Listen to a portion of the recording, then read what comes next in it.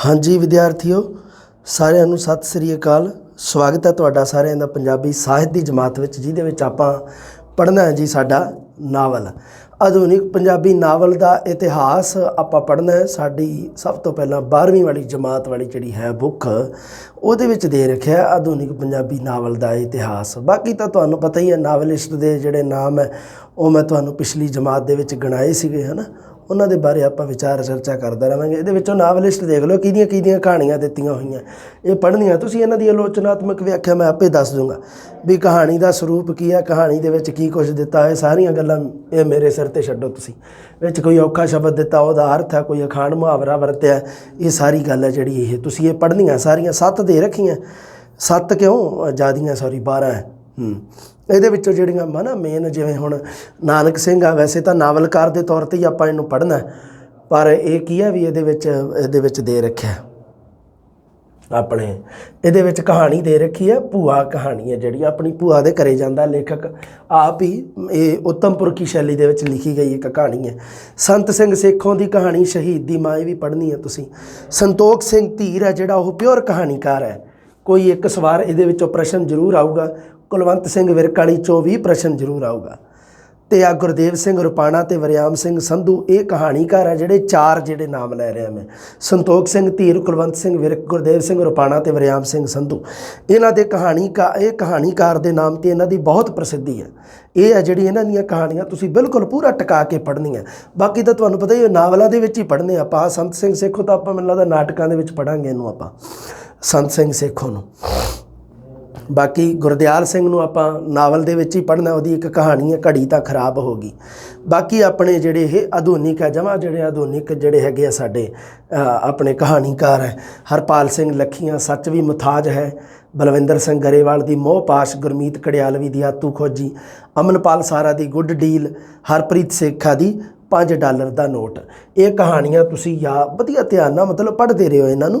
विच जिहड़ा तुहानूं कोई औखा अर्थ वगैरह लगे तो उहदे जिहड़े तुसी ओह अपने उन्हां नूं गोल करते रहो, उन्हां नूं निशानियां लाउंदे रहो। तुहानूं आपे मैं वधिया शानदार तरीके नाल दसूंगा इहनूं। हाँ मतलब कि भी हुण एक बारी तुसी हुण नानक सिंह जिवें आया है ना, आपां नावल लिस्ट के तौर पर पढ़ना तो तुसी कहानी पढ़ सकते हो। कहण दा मतलब ये है, आपां जिहड़ा पहला नावलिस्ट पढ़ांगे जिहड़े ओह नानक सिंह ही है।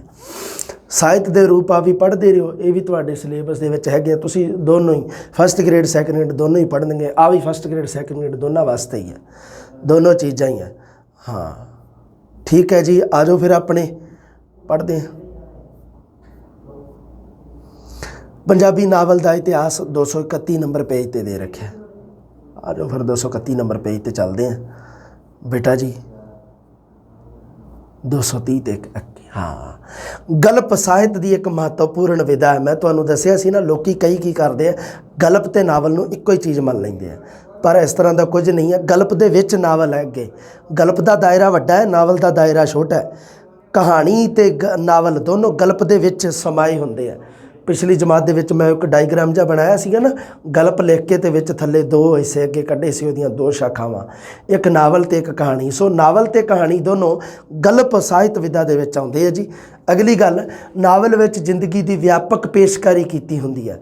व्यापक रूप दे विच उसनूं मतलब की है भी पूरी जिंदगी दी एक तरह की जिंदगी के बहुत वड्डे हिस्से नूं नावल दे विच दर्शाया जाता है, उसका विश्लेषण किया जाता है। पात्रां, घटनावां, स्थानक वेरवे, लोकल वेरवे, वार्तालाप भाषा द्वारा, विलक्षण दृष्टि द्वारा कथा सिरजण विधि के रूप में किया जाता है।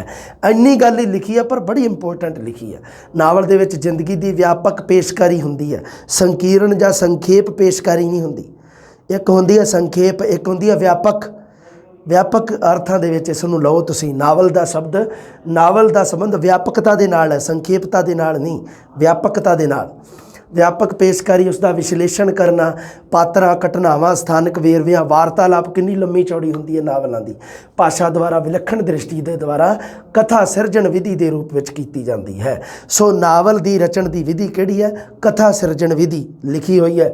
12वीं जमात वाली पुस्तक के विच लिखिया होया भी नावल नूं रचण की विधि किहड़ी है? कथा सिरजण विधि। कथा सिरजण विधि, सिरजना मतलब निर्माण करना। ਅਜਿਹਾ ਗਲਪੀ ਸੰਸਾਰ ਸਿਰਜਿਆ ਹੁੰਦਾ ਹੈ ਜੋ ਵਾਸਤਵਿਕ ਨਾ ਹੁੰਦਿਆਂ ਹੋਇਆਂ ਵੀ ਵਾਸਤਵਿਕਤਾ ਦੇ ਨੇੜੇ ਜਾਪਦਾ ਹੈ। ਵੈਸੇ ਤਾਂ ਨਾਵਲ ਇੱਕ ਫਿਕਸ਼ਨ ਹੈ, ਇੱਕ ਕਲਪਨਾਤਮਕ ਕਹਾਣੀ ਹੈ, ਪਰ ਕਲਪਨਾ ਵੀ ਇਸ ਤਰ੍ਹਾਂ ਦੀ ਕਰਨੀ ਹੈ ਵੀ ਜੋ ਯਥਾਰਥ ਦੇ ਨੇੜੇ ਹੋਵੇ। ਨਿਰੇ ਗੱਪ ਨਹੀਂ ਛੱਡਣੇਗੇ, ਮਤਲਬ ਕਹਿਣ ਦਾ ਵੀ ਐਵੇਂ ਹੀ ਕੋਈ ਮਤਲਬ ਪਰਾ ਭੌਤਿਕ ਪਰਾ ਕਹਾਣੀਆਂ ਕੋਈ ਦੱਸੀ ਜਾਣੀਆਂ, ਪਰਾ ਸਰੀਰਕ ਸ਼ਕਤੀਆਂ ਵਾਲੀਆਂ ਗੱਲਾਂ, ਅਤੇ ਉਹ ਜਿਹੜੀ ਗੱਲ ਕੋਈ ਜਿਹਦਾ ਬੰਦੇ ਦੀ ਵਾਸਤਵਿਕ ਜੀਵਨ ਦੇ ਨਾਲ ਸੰਬੰਧ ਹੀ ਨਾ ਹੋਵੇ ਕੋਈ, ਹੈ ਨਾ। ਨਾਵਲ ਨੂੰ ਜਦੋਂ ਤੁਸੀਂ ਪੜ੍ਹੋ ਤਾਂ ਇਸ ਤਰ੍ਹਾਂ ਲੱਗੇ ਵੀ ਇਹ ਘਟਨਾ ਜਿਹੜੀ ਹੈ ਕਿਸੇ ਨਾ ਕਿਸੇ ਨਾਲ ਬੀਤੀ ਹੈ ਜ਼ਰੂਰ, ਇਹ ਤਾਂ ਕਿਸੇ ਨਾਲ ਵਾਪਰੀ ਹੈ। ਪਵਿੱਤਰ ਪਾਪੀ ਨਾਵਲ ਪੜ੍ਹਿਓ, ਟੈਲੀਗ੍ਰਾਮ ਚੈਨਲ 'ਤੇ ਪਾਤਾ ਮੈਂ, ਪਵਿੱਤਰ ਪਾਪੀ ਨਾਵਲ ਤੁਸੀਂ ਵਧੀਆ ਪੜ੍ਹਦੇ ਰਹੋ ਉਹਨੂੰ, ਅਤੇ ਉਹਦੇ 'ਚ ਤੁਹਾਨੂੰ ਪਤਾ ਲੱਗੂਗਾ। ਕਹਾਣੀ ਹੈ ਜਿਹੜੀ ਉਹ ਪੂਰੀ ਨਾਵਲ ਆ, ਫਿਕਸ਼ਨ ਹੈ, ਕਲਪਨਾ ਆ ਪੂਰੀ, ਪਰ ਉਹਦੇ ਵਿੱਚ ਕੀ ਹੈ ਜਦੋਂ ਤੁਸੀਂ ਪੜ੍ਹੋਗੇ ਤਾਂ ਤੁਹਾਨੂੰ ਲੱਗੂ ਵੀ ਆਹ ਤਾਂ ਕਿਸੇ ਨਾ ਕਿਸੇ ਵਿਚਾਰੇ ਨਾਲ ਬੀਤੀ ਲੱਗਦੀ ਹੈ, ਕੋਈ ਨਾ ਕੋਈ ਕਿਰਦਾਰ ਜ਼ਰੂਰ ਹੋਊਗਾ। ਕਿਰਦਾਰ ਹੈ ਨਾ ਉਹਦੇ ਵਿੱਚ। ਹਾਂ, ਪਵਿੱਤਰ ਪਾਪੀ 'ਚ ਮੈਂ ਪੜ੍ਹਿਆ ਨਹੀਂ, ਬੜਾ ਟਾਈਮ ਹੋ ਗਿਆ, ਪਰ ਹੁਣ ਪੜ੍ਹਨਾ ਪੈਣਾ ਲੱਗਦਾ। ਪੰਜਾਬੀ ਨਾਵਲ ਦਾ ਇਤਿਹਾਸ ਕ੍ਰਮ ਜਾਣਨ ਵਾਸਤੇ ਅਲੱਗ-ਅਲੱਗ ਵਿਧੀਆਂ ਅਪਣਾਈਆਂ ਗਈਆਂ। ਨਾਵਲਾਕਾਰਾਂ ਦੇ ਕਾਲਕ੍ਰਮ ਅਨੁਸਾਰ ਜਾਂ ਫਿਰ ਪੰਜਾਬੀ ਨਾਵਲ ਦੀਆਂ ਪ੍ਰਵਰਤੀਆਂ ਦੇ ਮੁਤਾਬਕ ਅਸੀਂ ਇੱਥੇ ਕਿਸ ਪ੍ਰਕਾਰ ਦੀ ਨਾਵਲ ਦੀ ਵਿਕਾਸ ਰੇਖਾ ਨੂੰ ਉਲੀਕਾਂਗੇ। ਕਹਿੰਦੇ ਅੰਗਰੇਜ਼ੀ ਸਾਮਰਾਜ ਦਾ ਜਦੋਂ ਪ੍ਰਵੇਸ਼ ਹੋਇਆ ਭਾਰਤ ਦੇ ਵਿੱਚ, ਜਦੋਂ ਅੰਗਰੇਜ਼ ਆਏ ਤਾਂ ਉਸ ਤੋਂ ਬਾਅਦ ਕੀ ਹੋਇਆ, ਉਹਨਾਂ ਨੇ ਪੰਜਾਬੀਆਂ ਦੀ ਮਾਨਸਿਕਤਾ ਨੂੰ ਪ੍ਰਭਾਵਿਤ ਕਰਨ ਦਾ ਯਤਨ ਕੀਤਾ। ਲਓ ਜੀ, ਉਹਨਾਂ ਨੇ ਅੰਗਰੇਜ਼ੀ ਨਾਵਲ ਲਿਖਣੇ ਸ਼ੁਰੂ ਕਰ ਦਿੱਤੇ। ਅੰਗਰੇਜ਼ੀ ਨਾਵਲ ਲਿਖਣੇ ਜਦੋਂ ਸ਼ੁਰੂ ਕਰਤੇ, ਫਿਰ ਉਹ ਕਹਿੰਦੇ ਕਿਉਂ ਨਾ ਅੰਗਰੇਜ਼ੀ ਨਾਵਲਾਂ ਦਾ ਪੰਜਾਬੀ ਦੇ ਵਿੱਚ ਅਨੁਵਾਦ ਕੀਤਾ ਜਾਵੇ। ਸੋ ਉਹਨਾਂ ਨੇ ਕੀ ਕੀਤਾ, ਈਸਾਈ ਧਰਮ ਦੇ ਨਾਲ ਸੰਬੰਧਿਤ ਪ੍ਰਮੁੱਖ ਨਾਵਲਾਂ ਨੂੰ ਪੰਜਾਬੀ ਵਿੱਚ ਅਨੁਵਾਦ ਕਰਨ ਦਾ ਸ਼ੁਰੂ ਕੰਮ ਕੀਤਾ। 1859 ਦੇ ਵਿੱਚ ਉਹਨਾਂ ਨੇ ਕੀ ਕੀਤਾ, 1859 ਤਾਂ ਹਿੰਦੀ ਦੇ ਵਿੱਚ ਹੁੰਦਾ ਹੋਏ, 59 ਹੁੰਦਾ ਪੰਜਾਬੀ ਦੇ ਵਿੱਚ। 59 ਕਹਿੰਦੇ ਆਪਾਂ, 59 ਨਹੀਂ ਕਹਿੰਦੇ, 1859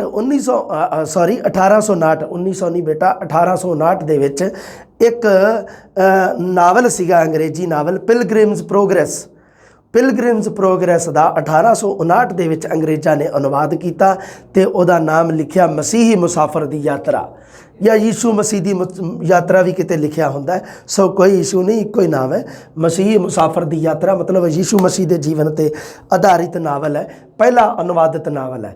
ਇਸੇ ਤਰ੍ਹਾਂ ਬੰਗਾਲ ਦੇ ਵਿੱਚ ਇੱਕ ਤੁਸੀਂ ਪੜ੍ਹਦੇ ਹੋ ਹੈ ਨਾ, ਬੰਗਾਲ ਦੇ ਵਿੱਚ ਉਹ ਜਿਹੜੀ ਇੱਕ ਸੀਗੀ ਜਿਹੜੀ ਮਸ਼ੀਨਰੀਆਂ ਦੇ ਦੁਆਰਾ ਬੰਗਾਲ ਦੇ ਜਿਹੜੇ ਸੀਗੇ ਕਿਉਂਕਿ ਬੰਗਾਲ ਦੇ ਵਿੱਚ ਬੜਾ ਮਤਲਬ ਅੰਗਰੇਜ਼ਾਂ ਨੇ ਆਪਣੇ ਸਾਹਿਤਿਆਂ ਨੂੰ, ਆਪਣੇ ਲਿਟਰੇਚਰ ਨੂੰ ਬੜਾ ਉਹਨਾਂ ਨੇ ਪਸਾਰਿਆ, ਬੜਾ ਮਤਲਬ ਉਹਦਾ ਪ੍ਰਚਾਰ ਪ੍ਰਸਾਰ ਕੀਤਾ। ਈਸਾਈ ਬੰਗਾਲ ਦੇ ਈਸਾਈ ਮਸ਼ੀਨਰੀਆਂ ਨੇ, ਮਸ਼ੀਨਰੀ ਹੁੰਦੇ ਆ ਪ੍ਰਚਾਰ ਪ੍ਰਸਾਰ ਕਰਨ ਵਾਲੇ, ਜਿਵੇਂ ਆਪਣੇ ਗੁਰਦੁਆਰਿਆਂ ਦੇ ਵਿੱਚ ਕਥਾਵਾਚਕ ਹੁੰਦੇ ਆ, ਅਤੇ ਜਿਵੇਂ ਆਪਣੇ ਕਹਿ ਲਓ ਵੀ ਆਪਣੇ ਕਾਜੀ ਵਗੈਰਾ ਹੁੰਦੇ ਆ ਹੈ ਨਾ, ਮਸਜਿਦਾਂ ਦੇ ਵਿੱਚ ਮੰਦਰਾਂ ਦੇ ਵਿੱਚ ਪੰਡਤ ਜੀ ਵਗੈਰਾ ਹੁੰਦੇ ਆ ਜੋ ਆਪਾਂ ਨੂੰ ਕਥਾ ਵਗੈਰਾ ਵੀ ਕਰਦੇ ਆ ਹੈ ਨਾ, ਜਿਵੇਂ ਗੀਤਾ ਦੀ, ਭਾਗਵਤ ਪੁਰਾਣ ਦੀ, ਇਹਨਾਂ ਚੀਜ਼ਾਂ ਦੀ ਕਥਾ। ਅਤੇ ਆਪਣੇ ਜੇ ਗੁਰਦੁਆਰਾ ਸਾਹਿਬ ਵਿਖੇ ਗ੍ਰੰਥੀ ਸਿੰਘ ਆ, ਜਿਵੇਂ ਗੁਰੂ ਗ੍ਰੰਥ ਸਾਹਿਬ ਜੀ ਦੇ ਵਿਆਖਿਆ ਕਰਦਾ ਹੈ ਜਾਂ ਕਿਸੇ ਹੋਰ ਪਾਵਨ ਪਵਿੱਤਰ ਕਿਸੇ ਗ੍ਰੰਥ ਦੀ ਵਿਆਖਿਆ ਕਰਦਾ, ਤਾਂ ਉਹਨਾਂ ਨੂੰ ਆਪਾਂ ਕਹਿ ਦਿੰਦੇ ਹਾਂ ਜੀ ਇਹ ਸਾਡੇ ਪ੍ਰਚਾਰਕ ਆ, ਇਹ ਸਾਡੇ ਕਥਾਵਾਚਕ ਆ। ਅਤੇ ਅੰਗਰੇਜ਼ ਕਹਿ ਦਿੰਦੇ ਸੀ ਵੀ ਇਹ ਸਾਡੇ ਮਿਸ਼ਨਰੀ ਆ, ਇੱਕ ਮਿਸ਼ਨ 'ਤੇ ਆ ਇਹ ਮਿਸ਼ਨਰੀ। 1892 ਦੇ ਵਿੱਚ ਦੂਸਰਾ ਨਾਵਲ, ਅਨੁਵਾਦਿਤ ਨਾਵਲ ਜਯੋਤੀ ਉਦਯ, ਜਿਹਦਾ ਅਰਥ ਸੀਗਾ ਜੋਤ ਦਾ ਉਦੈ ਹੋਣਾ।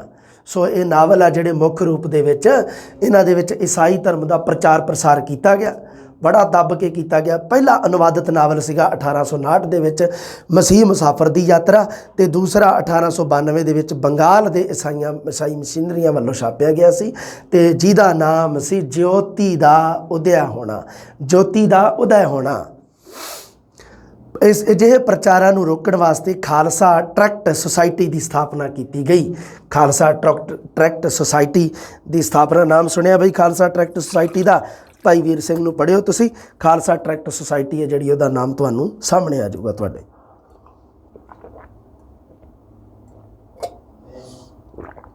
ਹਾਂਜੀ ਬੇਟਾ, ਪਹਿਲਾ ਨਾਵਲਕਾਰ ਹੀ ਦਿੱਤਾ ਹੋਇਆ ਭਾਈ ਵੀਰ ਸਿੰਘ, ਸਿਲੇਬਸ ਦੇ ਵਿੱਚ ਹੈ ਨਹੀਂ, ਪਰ ਬੇਟਾ ਜੀ 12ਵੀਂ ਦੇ ਵਿੱਚੋਂ ਛੱਡਣਾ ਕੁਛ ਨਹੀਂ ਗਾ। ਸਿਲੇਬਸ ਦੇ ਵਿੱਚ ਤੁਸੀਂ ਦੇਖ ਲਿਓ ਬਾਈ, ਆਹ ਦੇਖ ਲਓ ਪੁੱਤ ਮੇਰਿਓ, ਦੋਨਾਂ ਦੀਆਂ ਲੈਣਾ ਮੈਂ ਪੜ੍ਹ ਕੇ ਸੁਣਾ ਦੇਣਾ, ਫਿਰ ਦੁਬਾਰੇ ਫੇਰ ਨਾ ਆਖਿਓ ਛਛੋ ਪੰਜ ਦੇ ਵਿੱਚ ਨਾ ਰਿਹਾ ਕਰੋ, ਭੰਬਲ ਭੂਸੇ 'ਚ ਨਾ ਪੈ ਜਾਇਆ ਕਰੋ ਕਿਤੇ। ਇਹਦੇ ਵਿੱਚ ਦੇਖ ਲਓ ਸੈਕੰਡਰੀ ਅਤੇ ਸੀਨੀਅਰ ਸੈਕੰਡਰੀ ਨਾਲ ਸੰਬੰਧਿਤ 16 ਨੰਬਰ ਜਿਹੜੇ ਤਾਂ ਹੈਗੇ ਆ ਸੀਨੀਅਰ ਸੈਕੰਡਰੀ ਵਾਲੇ, ਜਿਹੜੇ ਹੈਗੇ ਸੈਕੰਡ ਗ੍ਰੇਡ ਵਾਲੇ, ਉਹ ਕੀ ਕਰਨ, ਸੀਨੀਅਰ ਸੈਕੰਡਰੀ ਤੇ ਸੀਨੀਅਰ ਸੈਕੰਡਰੀ ਵਾਲੇ ਪਾਠਕ੍ਰਮ ਦੇ ਵਿੱਚ 16 ਨੰਬਰ ਪੁਆਇੰਟ ਦਿੱਤਾ ਹੋਇਆ ਹੈ। ਆਧੁਨਿਕ ਪੰਜਾਬੀ ਕਵਿਤਾ, ਵਾਰਤਕ ਅਤੇ ਕਹਾਣੀ ਪਾਠਕ੍ਰਮ ਵਿੱਚ ਸ਼ਾਮਲ ਪਾਠ ਪੁਸਤਕਾਂ ਉੱਪਰ ਆਧਾਰਿਤ। ਤੇ ਨਾਵਲ ਕਿਹਦੇ 'ਚ ਆਉਂਦਾ, ਆ ਗਿਆ ਇਹਦੇ ਵਿੱਚ, ਕਿਤਾਬ ਦੇ ਵਿੱਚ, ਵਾਰਤਕ ਦੇ ਵਿੱਚ ਹੀ ਆ ਗਿਆ। ਹੁਣ ਦੇਖ ਲਓ ਫਸਟ ਗ੍ਰੇਡ ਵਾਲੇ ਕੀ ਕਰਿਓ। ਪਹਿਲਾ ਭਾਗ ਸੀਨੀਅਰ ਸੈਕੰਡਰੀ ਪੱਧਰ ਜਿਹੜਾ ਦਿੱਤਾ ਹੋਇਆ ਸਭ ਤੋਂ ਪਹਿਲਾਂ, ਉਹਦੇ 'ਚ ਲਿਖਿਆ ਹੋਇਆ 100 ਨੰਬਰ ਪੁਆਇੰਟ ਪਾਇਆ। ਮਾਧਿਅਮਿਕ ਸਿੱਖਿਆ ਬੋਰਡ ਅਜਮੇਰ ਦੁਆਰਾ 11ਵੀਂ ਤੇ 12ਵੀਂ ਲਈ ਨਿਰਧਾਰਿਤ ਮੌਜੂਦਾ ਪਾਠਕ੍ਰਮ ਵਿੱਚ ਸ਼ਾਮਲ ਪਾਠ ਪੁਸਤਕਾਂ ਉੱਪਰ ਆਧਾਰਿਤ ਜਾਣਕਾਰੀ ਭਰਪੂਰ ਪ੍ਰਸ਼ਨ। ਪਾਠ ਪੁਸਤਕ ਦੇ ਵਿੱਚੋਂ ਕਹਿੰਦੇ ਜੀ ਪ੍ਰਸ਼ਨ ਅਸੀਂ ਕਿਤੋਂ ਵੀ ਪੁੱਛਾਂਗੇ, ਤੁਸੀਂ ਸਾਨੂੰ ਰੋਕ ਨਹੀਂ ਸਕਦੇ। ਭਾਈ ਵੀਰ ਸਿੰਘ 1872-1957 ਪੰਜਾਬੀ ਦਾ ਮੋਢੀ ਨਾਵਲਕਾਰ ਮੰਨਿਆ ਜਾਂਦਾ ਹੈ। ਭਾਈ ਵੀਰ ਸਿੰਘ ਦੇ ਨਾਲ ਪੰਜਾਬੀ ਨਾਵਲ ਦੇ ਮੁੱਢਲੇ ਦੌਰ ਵਿੱਚ ਪ੍ਰਵੇਸ਼ ਹੁੰਦਾ ਹੈ।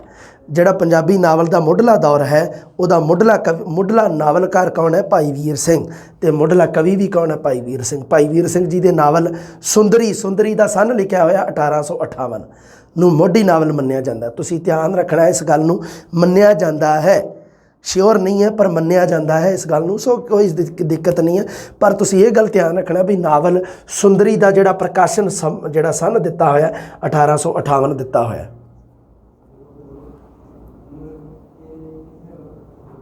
ये तो गलत दे रखिया होया।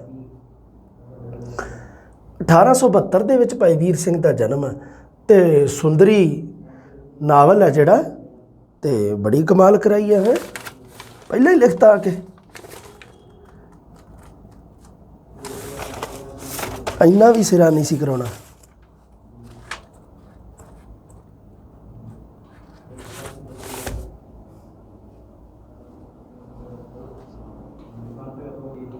गलती नूं सही कर लियो ते इस सन नूं तुसीं कर लो 1898। आ जिहड़ा सन लिखिया होया 1858 नहीं, भावें इहनूं नाया लिखना सीगा। 1898 ਦੇ ਵਿੱਚ ਇਹ ਨਾਵਲ ਸੁੰਦਰੀ ਹੈ ਜਿਹੜਾ ਇਹ ਪ੍ਰਕਾਸ਼ਨ ਹੋਇਆ ਸੀਗਾ। ਸੁੰਦਰੀ ਪਹਿਲਾ, ਸੁੰਦਰੀ ਸਤਵੰਤ ਕੌਰ, ਵਿਜੈ ਸਿੰਘ ਤੇ ਬਾਬਾ ਨੌਧ ਸਿੰਘ, 4 ਨਾਵਲ ਭਾਈ ਵੀਰ ਸਿੰਘ ਜੀ ਨੇ ਲਿਖੇ ਆ। ਪਹਿਲਾ ਸੁੰਦਰੀ, ਫਿਰ ਸਤਵੰਤ ਕੌਰ। ਇਹ ਭਾਈ ਵੀਰ ਸਿੰਘ ਜੀ ਦੇ ਅਜਿਹੇ ਨਾਵਲ ਹਨ ਜਿਨ੍ਹਾਂ ਵਿੱਚ ਇਸਤਰੀ ਪਾਤਰਾਂ ਦੀ ਉਸਾਰੀ ਸਿੱਖ ਧਰਮ ਦੇ ਇਤਿਹਾਸਿਕ ਪ੍ਰਵੇਖ ਵਿੱਚ ਕੀਤੀ ਗਈ ਹੈ। ਮਤਲਬ ਇਹਨਾਂ ਨਾਵਲਾਂ ਦਾ ਜਿਹੜਾ ਵਿਸ਼ਾ ਹੈ ਉਹ ਹੈਗਾ ਜੀ ਸਿੱਖ ਧਰਮ ਦਾ ਪ੍ਰਚਾਰ ਕਰਨਾ, ਸਿੱਖ ਇਤਿਹਾਸ ਦਾ ਪ੍ਰਚਾਰ ਕਰਨਾ। ਵਿਸ਼ੇ ਦੇ ਵਿੱਚ ਹੈ ਸੁੰਦਰੀ ਤੇ ਸਤਵੰਤ ਕੌਰ। ਨਾਮਾਂ ਤੋਂ ਹੀ ਪਤਾ ਲੱਗੀ ਜਾਂਦਾ ਔਰਤਾਂ ਵਾਲੇ ਨਾਮ ਆ, ਫੀਮੇਲਸ ਵਾਲੇ ਨਾਮ ਆ, ਇਸ ਕਰਕੇ ਇਹਨਾਂ ਦੇ ਇਸਤਰੀ ਪਾਤਰਾਂ ਦੀ ਉਸਾਰੀ ਕੀਤੀ ਗਈ ਹੈ। ਦੂਸਰੇ ਜਿਹੜੇ ਜਿਨ੍ਹਾਂ ਦੇ ਵਿੱਚ ਕੀ ਹੈ, ਵਿਜੈ ਸਿੰਘ ਤੇ ਬਾਬਾ ਨੌਧ ਸਿੰਘ, ਦੋਨੇ ਇਹੋ ਜਿਹੇ ਨਾਵਲ ਹੈ ਜਿਨ੍ਹਾਂ ਵਿੱਚ ਅੰਗਰੇਜ਼ੀ ਨਿਜ਼ਾਮ, ਅੰਗਰੇਜ਼ੀ ਰਾਜ ਦੀਆਂ ਨੀਤੀਆਂ ਨੂੰ ਪੇਸ਼ ਕੀਤਾ ਗਿਆ ਹੈ। ਇਹ ਨਾਵਲ ਹੈ ਜਿਹੜੇ ਭਾਈ ਵੀਰ ਸਿੰਘ ਜੀ ਹੈ ਜਿਹੜਾ ਉਹ ਸੁਧਾਰਵਾਦੀ ਲੇਖਕ ਹੈ, ਸੁਧਾਰਵਾਦੀ ਨਾਵਲਿਸਟ ਹੈ। ज़्यादा प्रसिद्धि नहीं है क्योंकि सिर्फ सुधारवाद है, समाज दे विच सुधार चाहुंदा है वो, इस करके उहदे नावल सुधारवादी हैं, धार्मिक बिरती वाले हैं।